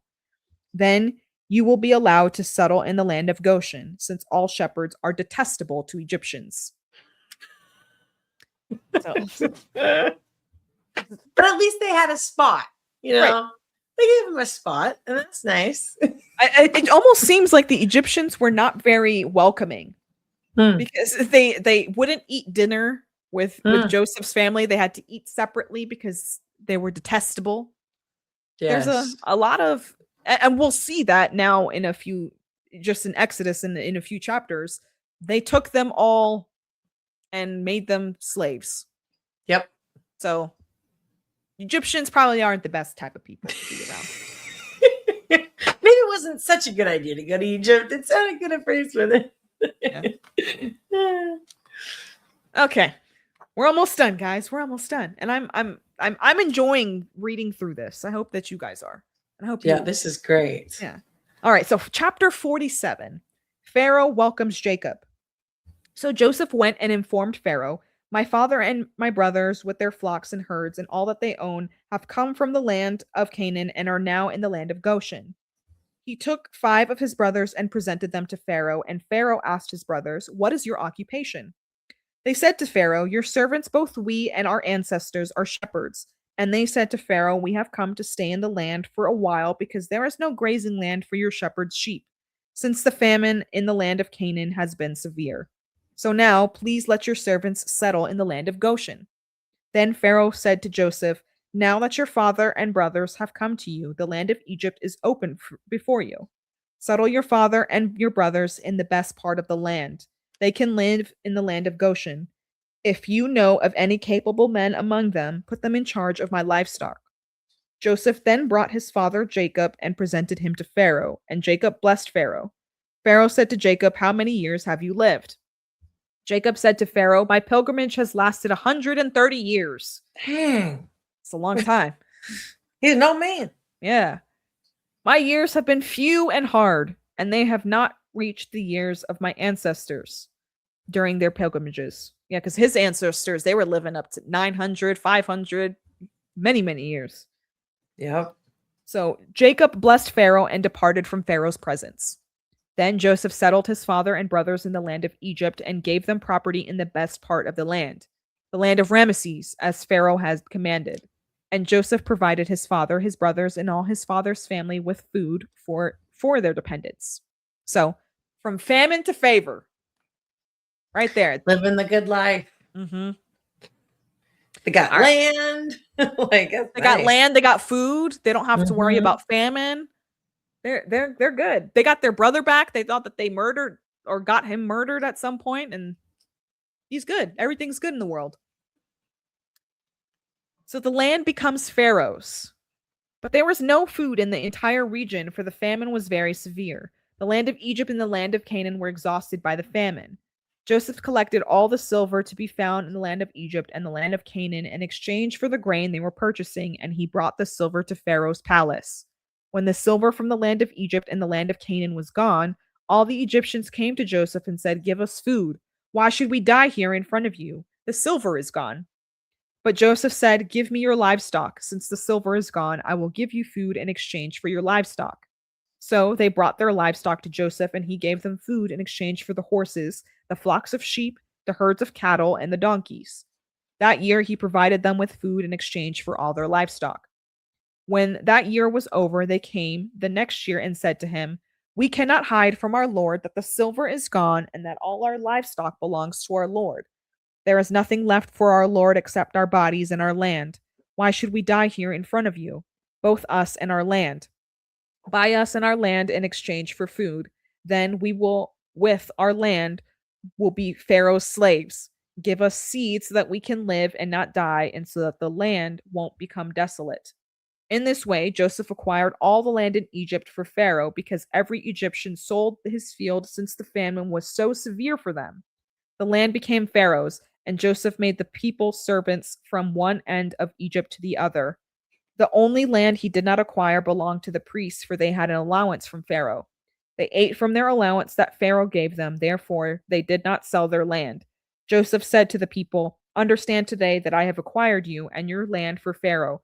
Here is seed for you. Sow it in the land. At harvest you are to give a fifth of it to Pharaoh, and 4/5 will be yours as seed for the field and as food for yourselves, your households, and your dependents."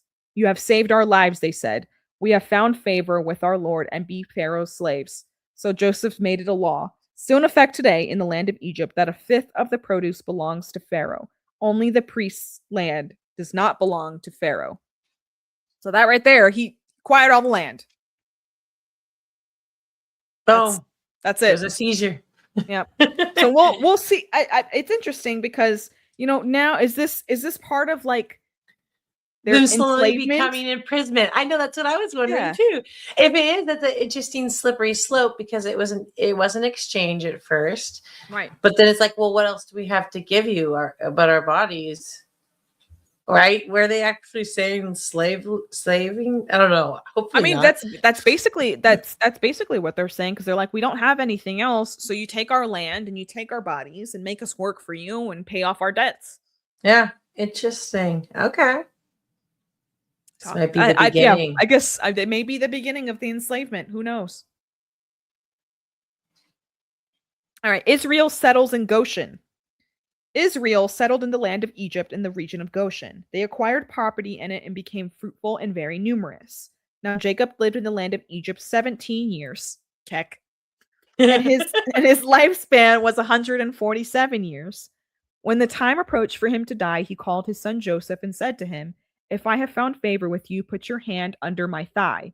Which we found out a few chapters ago. Under the thigh is it's a very deep meaning. It has a lot of Okay. significance. And I can pull that up again. So thigh. Yeah, here it is. So the thigh symbolizes strength, posterity, and covenant. So it happens with oaths, like Abraham and Jacob. They both took oaths with the thigh, and like it's like instead of shaking of the hands kind of thing, it's like Right. a shaking of the thigh. And then there's like a I did deeper not meaning know this. for like in Jewish culture, supposedly like they were not allowed to eat thigh meat or like the joints of the thigh, because it was like that's like a sacred thing, and it's like you can't eat that. Yes. Whoa, I love that you did a deep dive on that to figure it out. Because I'd be like reading it like, yeah, thigh, interesting. But it actually had very deep meaning. Wow. Yeah. So it signifies lineage and commitment to God's promises. And so it also is like it's like represents like an aspect of priesthood, because the right thigh is a priestly portion, supposedly. Oh, okay. Yeah. So it really is like there's deeper meaning behind the thigh, because it's not the first time that they even use it in just like the Old Testament. And even in Genesis, this is not the first time that they use the thigh. So yeah. We're not using the thigh anymore. What happened? It's like a sacred pledge. That's so cool. So put your hand under my thigh and promise me that you will deal with me in kindness and faithfulness. Do not bury me in Egypt. When I rest with my ancestors, carry me away from Egypt and bury me in their burial place. Joseph answered, I will do what you have asked. And Joseph said, swear to me. So Joseph swore to him. Then Israel bowed in thanks at the head of his bed. So that's really important, because obviously they go into captivity. They're in Pharaoh's reach, and he keeps them there. Jacob's bones, they're not able to move them because he dies there. He dies there, and he said, please take my bones when you guys are able to leave this place finally. Take them with you and properly bury me in the land of my ancestors, basically. That was very important. Yep. And we see this in Exodus that Moses takes the bones and leaves the country. Like when they finally leave, and they, Pharaoh's like, you guys can go, get out of here before the Red Sea crossing. They take the bones and they go on their way. So Moses actually remembers the covenant and the promise, and he actually he fulfills the promise. That is so cool. Yeah, and I only know that because I was reading that this week in Exodus. Nice. All right, we're almost done, guys. Almost done. We're at chapter 48. Jacob blesses Ephraim and Manasseh. Sometime after this, Joseph was told, your father is weaker. So he set out with his two sons, Manasseh and Ephraim. When Jacob was told, your son Joseph has come to you, Israel summoned his strength and sat up in bed. Jacob said to Joseph, God Almighty appeared to me at Luz in the land of Canaan and blessed me. He said to me, I will make you fruitful and numerous. I will make many nations come from you, and I will give this land as a permanent possession to your future descendants. Your 2 sons bore to you in the land of Egypt before I came to you in Egypt are now mine. Ephraim and Manasseh belong to me just as Reuben and Simeon do. Children born to you after them will be yours and will be recorded under the names of their brothers with regard to their inheritance. When I was returning from Padan to my sorrow Rachel dying along the way, some distance from Ephrath in the land of Canaan, I buried her there along the way to Ephrath, that is Bethlehem.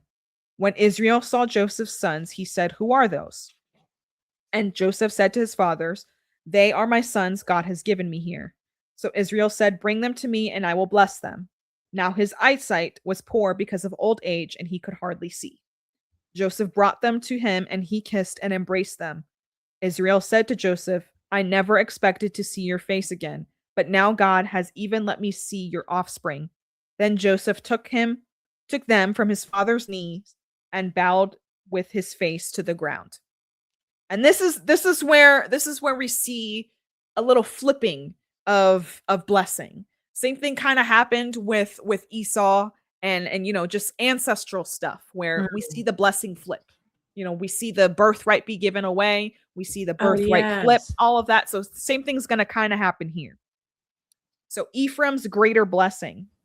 Then Joseph took them both with his right hand, Ephraim toward Israel's left, and with his left hand Manasseh toward Israel's right, and brought them to Israel. But Israel stretched out his right hand and put it on the head of Ephraim. So he switched it. The younger, crossing his hands, put his left on Manasseh's head, although Manasseh was the firstborn.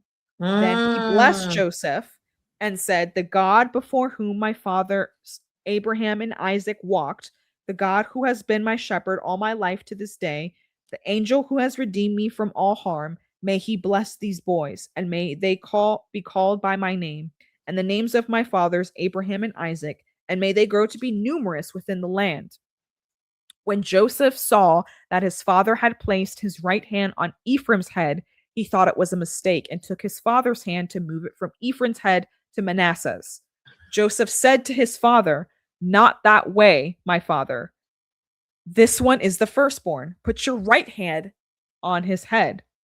But his father refused and said, "I know, my son, I know. He too will become a tribe, and he too will be great. Nevertheless, his younger brother will be greater than he, and his offspring will become a populous nation." So he blessed them at that day, putting Ephraim before Manasseh when he said, "The nation Israel will invoke blessings by you, saying, 'May God make you like Ephraim and Manasseh.'" Israel said to Joseph, "Look, I am about to die, but God will be with you and will bring you to the land of my fathers, over and above what I am giving your brothers. I am giving you the one mountain slope that I took from the Amorites with my sword and bow." So same God, next generation, same blessing, mixed up again. Right. But It looked like nobody got angry though. There was just a little bit like, no, Dad, this one. And he's like, no, I'm doing it right. no, I know what I'm doing. Right. So that was kind of interesting. Yeah. But this is Jacob's last words. Jacob is about to be, this is Israel. This is like the big thing. This is the big guy that kind of sets up the lineage for the rest of the Bible. So Jacob's last words, chapter 49. Then Jacob called his sons and said, "Gather around, and I will tell you what will happen to you in the days to come. Come together and listen, sons of Jacob. Listen to your father Israel." So this is where he's giving out his final blessing to each of his sons. This is where he's going to, lay out the plans for them. So Reuben, you are my firstborn, my strength and the first fruits of my virility, excelling in prominence, excelling in power. Turbulent as water, you will not excel, because you got into your father's bed and you defiled it. He got into my bed. So Reuben, no blessing for you, basically. Simeon and Levi are brothers. Their knives are vicious weapons. May I never enter their council. May I never join their assembly. For in their anger they kill men, and on a whim they hamstring oxen. Their anger is cursed, for it is strong, and their fury, for it is cruel. I will disperse them throughout Jacob and scatter them throughout Israel. So Simeon and Levi, because you decided that you were going to rape and pillage an entire nation because of your sister, you're cut off. Yeah. That's it. You're done. Judah, this one's the interesting one. Your brothers will praise you. Your hand will be on the necks of your enemies. Your father's sons will bow down to you. Judah is a young lion. My son, you return from the kill. He crouches. He lies down like a lion or a lioness. Who dares to rouse him? The scepter will not depart from Judah or the staff from between his feet until he whose right it comes. And the obedience of the peoples belong to him. So that's right there telling you that that's the Messiah's line. That's the lineage of where the Messiah is coming from. He ties his donkey to a vine and the colt of his donkey to the choice vine. He washes his clothes in wine and his robes in the blood of grapes. His eyes are darker than wine and his teeth are whiter than milk. Zebulun will live by the seashore and will be a harbor for ships, and his territory will be next to Sidon. Issachar is a strong donkey, lying down between the saddlebags. He saw that his resting place was good and that the land was pleasant. So he leaned his shoulder to bear a load and became a forced laborer. Dan will judge his people as one of the tribes of Israel. Dan will be a snake by the road, a viper beside the path that bites the horse's heels so that its rider falls backward. I wait for your salvation, Lord. Gad will be attacked by raiders, and he will attack their heels. Asher's food will be rich, and he will produce royal delicacies. Naphtali is a doe set free that bears beautiful fawns. Joseph is a fruitful vine beside a spring. Its branches climb over the wall. The archers attacked him, shot at him, and were hostile toward him. And yet his bow remained steady, and his strong arms were made agile by the hands of the mighty one of Jacob, by the name of the shepherd, the rock of Israel, by the God of your father who helps you, and by the Almighty who blesses you, with blessings of the heavens above, blessings of the deep that lies below, and blessings of the breasts and the womb. The blessings of your father excel the blessings of my ancestors, and the bounty of the ancient hills. May they rest on the head of Joseph and the brow of the prince of his brothers. Benjamin is a wolf. He tears his prey. In the morning he devours the prey, and in the evening he divides the plunder. So that sounds like the warrior tribe to me. So these are the tribes of Israel, 12 in all, and this is what their father said to them. He blessed them, and he blessed each one with a suitable blessing. So it kind of gives them all a purpose, gives them all the calling, whether it be a good one or a bad one, because obviously 3 of the brothers were like got the short end of the stick. But they also kind of deserved it because they killed people. Yeah, that's true. So Jacob's burial instructions. Then he commanded them, I am about to be gathered to my people. Bury me with my ancestors in the cave in the field of Ephron the Hethite. The cave is in the field of Machpelah near Mamre in the land of Canaan. This is the field Abraham purchased from Ephron the Hethite as burial property. Abraham and his wife Sarah are buried there. Isaac and his wife Rebekah are buried there, and buried Leah there, and I buried Leah there. The field and the cave in it were purchased from the Hethites. When Jacob had finished giving charges to his sons, he drew his feet into the bed, took his last breath, and was gathered to his people. So he knew he was gonna die. Yep, faithful finish right to the end. Yep. He knew that he was going to be good. He's like, look, just do what I told you. You guys know what you have to do, and that's it. I like how it was also very sacred to be buried in the same place. Yeah, and it is because like this is everybody. Abraham, his wife, Isaac, Rebecca, like so it is sacred. And yeah, it's super. I find it interesting that it was very important. Yeah, that he was brought back there. Absolutely. All right, guys, this is the last one of Genesis. That's gonna bring it all together. Really? Oh, whoa! You are finishing it. Way to go, girl. Yeah. Way to go, Jackie. All right. Jacob's burial. So Joseph leaned over his father's face, wept, and kissed him. He commanded his servants who were physicians to embalm his father. So they embalmed Israel. They took 40 days to complete this, for embalming takes that long, and the Egyptians mourned for him 70 days. It's a long time. When the days of mourning were over, Joseph said to Pharaoh's household, "If I have found favor with you, please tell Pharaoh that my father made me take an oath, saying I am about to die. You must bury me there in the tomb that I made for myself in the land of Canaan. Now let me go and bury my father, then I will return." So Pharaoh said, "Go and bury your father in keeping with your oath." Then Joseph went to bury his father, and all Pharaoh's servants, the elders of his household, and all the elders of the land of Egypt went with him, along with all Joseph's family, his brothers, and his father's family. Only their dependents, their flocks, and their herds were left in the land of Goshen. Horses and chariots went up with him. It was a very impressive procession.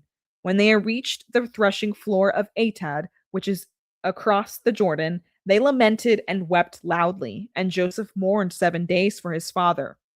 When the Canaanite inhabitants of the land saw the mourning at the threshing floor of Atad, they said, "This is a solemn mourning on the part of the Egyptians." Therefore, the place is named Abel Mizraim.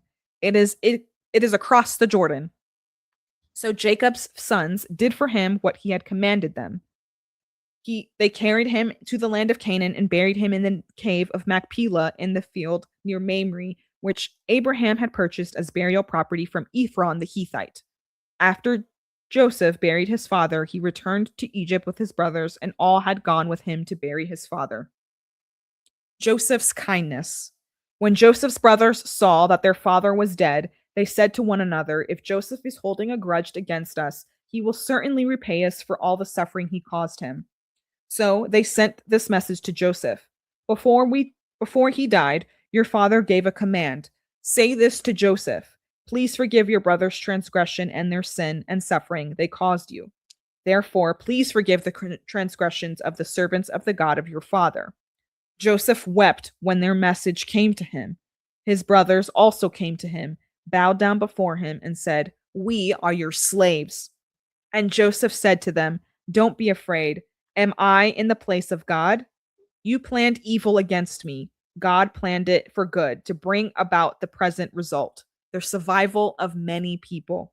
Therefore, don't be afraid. I will take care of you and your children." And he comforted them and spoke kindly to them.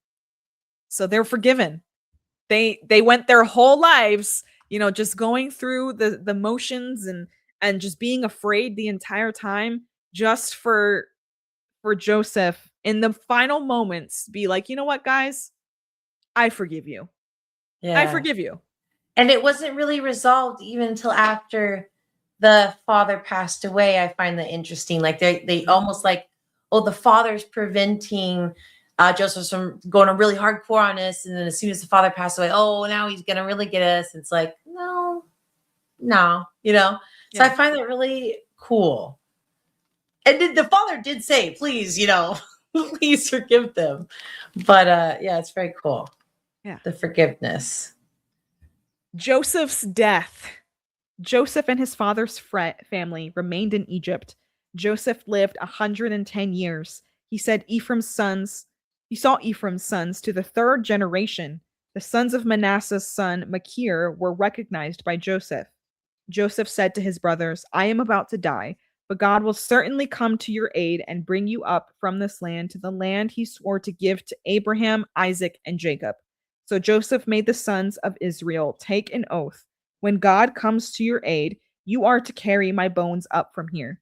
Joseph died at the age of 110. They embalmed him and placed him in a coffin in Egypt. So that right there, like I said, take my bones. And finally, when God calls us out of here to the promised land that he has been promising us forever, please take my bones with you, because that is part of the promise. Right. That is so cool. Yeah, I love going through all this. It just gives me such different thought about it. Obviously, these were people from different times, so there was different, culture and meanings and priorities. But I find it interesting about how they all want to be in this promised land and to even take the remains with them. And that's very, very sacred. It reminds me of like our soldiers that, die in combat, it's very important that the bodies come back Mm-hmm. so that the families can have it. So I just find it such a really unique, I guess, tradition of their time. But yeah, that's very, very interesting. Yeah. But he lived a good old life. He That's did. good. Yeah. I mean, it's funny though, because if you compare it to where we started at the beginning of Genesis, people were living 900, 1,000 years. And now, like, their lives, God was like, oh, maybe we don't need to be living that long. And was like, okay, 110 years. That's good. And even then, like, it's almost a miracle for people nowadays to be living to 110. Right. Like, it happens because I actually have a great uncle, I think, that lived to be 107. Wow. Yeah. Dude, that would be cool. And this guy knew 5 languages. Oh, wow. He used to, like, he was so he's Puerto Rican, so he knew Spanish and English, but he studied and I think taught himself French and maybe Portuguese. Wow. And would communicate, like, would write letters to people in French. So he not only spoke it, but he also knew how to write it. Oh, wow. Yeah. So this guy was about a brilliant mind to hold it all in there. Yeah, and he was an author and, like, all of that. And so he was very close with my grandfather. I don't know if he has since passed away or anything like that. I'm almost positive he has. But actually for his 105th birthday, I made the shirt that says I turned 105. Oh, okay. That was You cool. actually did? Yeah. So that was cool. Like, that's my connection to him. I never actually got to meet him, but for his birthday, my grandfather thought it would be a good present to send him and his family shirts that say, like, my grandfather turned 105 or That's my awesome. dad turned 105, and, like, take pictures with all of them. So Did they do that? Did they They take did. picture? Oh, They that's did. so cool. I have it. I just don't. It's, like, buried in all of my photos because I have 50 million. So many. That's super cool, man. I mean, I think to myself, it'd be awesome to live to 105. And then I'm like, but would it, like, I don't know, would my bones be hurting by then? But yeah, I think that would be pretty wild to live 100 years. You would see a lot of changes within your lifetime for sure. That's for sure. I know Cam's grandmother is, I want to say, either 94. I want to say she's turning 95 this year in March. But she's still Dang. going strong. Going strong. And Nice. she's a nice Christian woman, God-fearing woman. Loves Amen. her, loves her some Jesus. So maybe that's the secret to life is being close with him, and he'll grant you many, many years. I agree. Yeah. I mean, think about it just in the state of, like, emotional, like, your mindset. When you're following God and you truly are trusting him, your stress levels should be down, even in the middle of storms, right? So all these things that we know that do cause physical damage and take some years off your life, when you do trust God, you can truly be in that state, you probably can live a pretty nice life. Yeah, mindset is everything. And stress, I think, and fear is a life drainer for sure. Yeah, totally. Well, guys, that is our Bible study for tonight. I hope that you guys enjoyed it. Abby, it was an absolute pleasure to have you. Yeah. I would love to have you come back on whenever you want to come on. And I should help you read next time. Dang it. I was, like, telling myself, like, Abby is such a brat.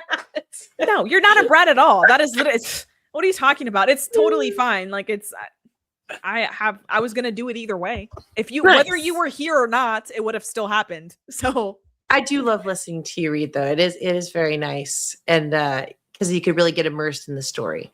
I myself, all the books that I quote unquote read, I just do it through Audible because I don't audiobooks.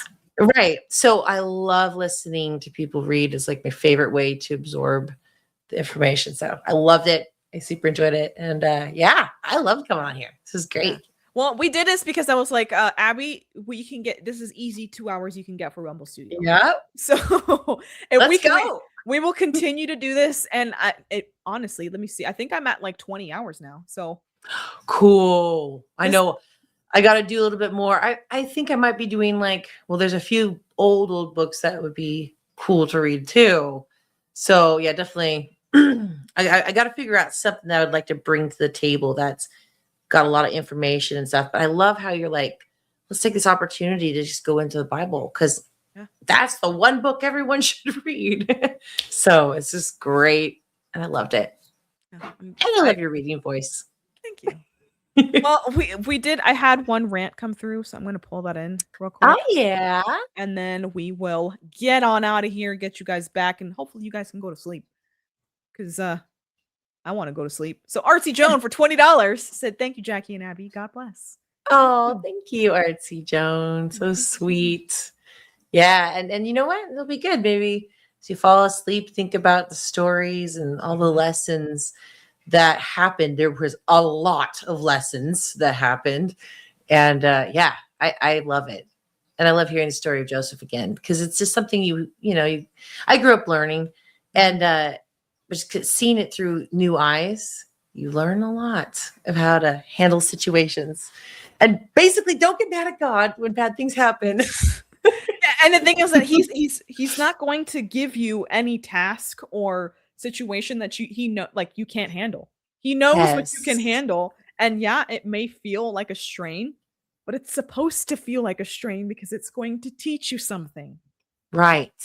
It's going to make you grow. Mm-hmm. It's like in a video game. It levels you up. You got to be challenged to get to that next level. So yeah, I agree 100%. I love it. Yes. Well, thank you guys for being here. Make sure you guys hit that thumbs up. We will, I will be live again on Saturday 1st. We're going to be jamming out to some music, 3 p.m. Eastern, Hooks and Harmony. And then Bible study again on Sunday, noon Eastern. And then GBS, Good Book Sessions with Dave, Bay Theater Dave. We're wrapping up season 2 of The Chosen. So season 2, episode 8 of The Chosen. I watched it today, bawled like a baby, every single episode. But we'll be covering that 7 p.m. Eastern on our channels. And then, of course, on Monday, back again with Alphas Make Sandwiches with my host, Abbey. But yeah, Abby, you got anything coming up planned or anything like that? Oh, sheesh. I'll probably be live tomorrow, next day. Yes. I do got to start scheduling for sure. But everybody that's watching on my channel, please make sure to follow Jackie. I did put her thing down below so you can. Great person to follow. And you always just bring, I love you. You bring truth and you bring no BS, but you also bring love. And it's just a great mix. And so definitely follow her. And just watch my channel for the live. And set your notification, like your notification put your bell on. Turn the bell on so that you know when Abby's going live, because Abby's just like she is very type B personality, and she just kind of goes live whenever she feels like it. I am very much type A, and I need to schedule my stuff out, because if I don't schedule it, then it won't happen. So but see, I love that. I plan. I go, I would sure love to be that way. and I can, but it is definitely not natural in my personality type. So I love how you bring that up. So true. But scheduling is the way to go for sure. So it is. Yes. I mean, because I know a lot of our community is like very like, I need to schedule out my stuff so that I know where I'm going and what I'm doing and what I'm watching. And I'm like, I get it. But sometimes the spontaneity is nice too. Yeah. So, little bit of this, little bit of that. You don't know what's going to happen next. So stay tuned. All right, everybody. Have a good night. We love you. God bless you. And we will see you next time. Bye.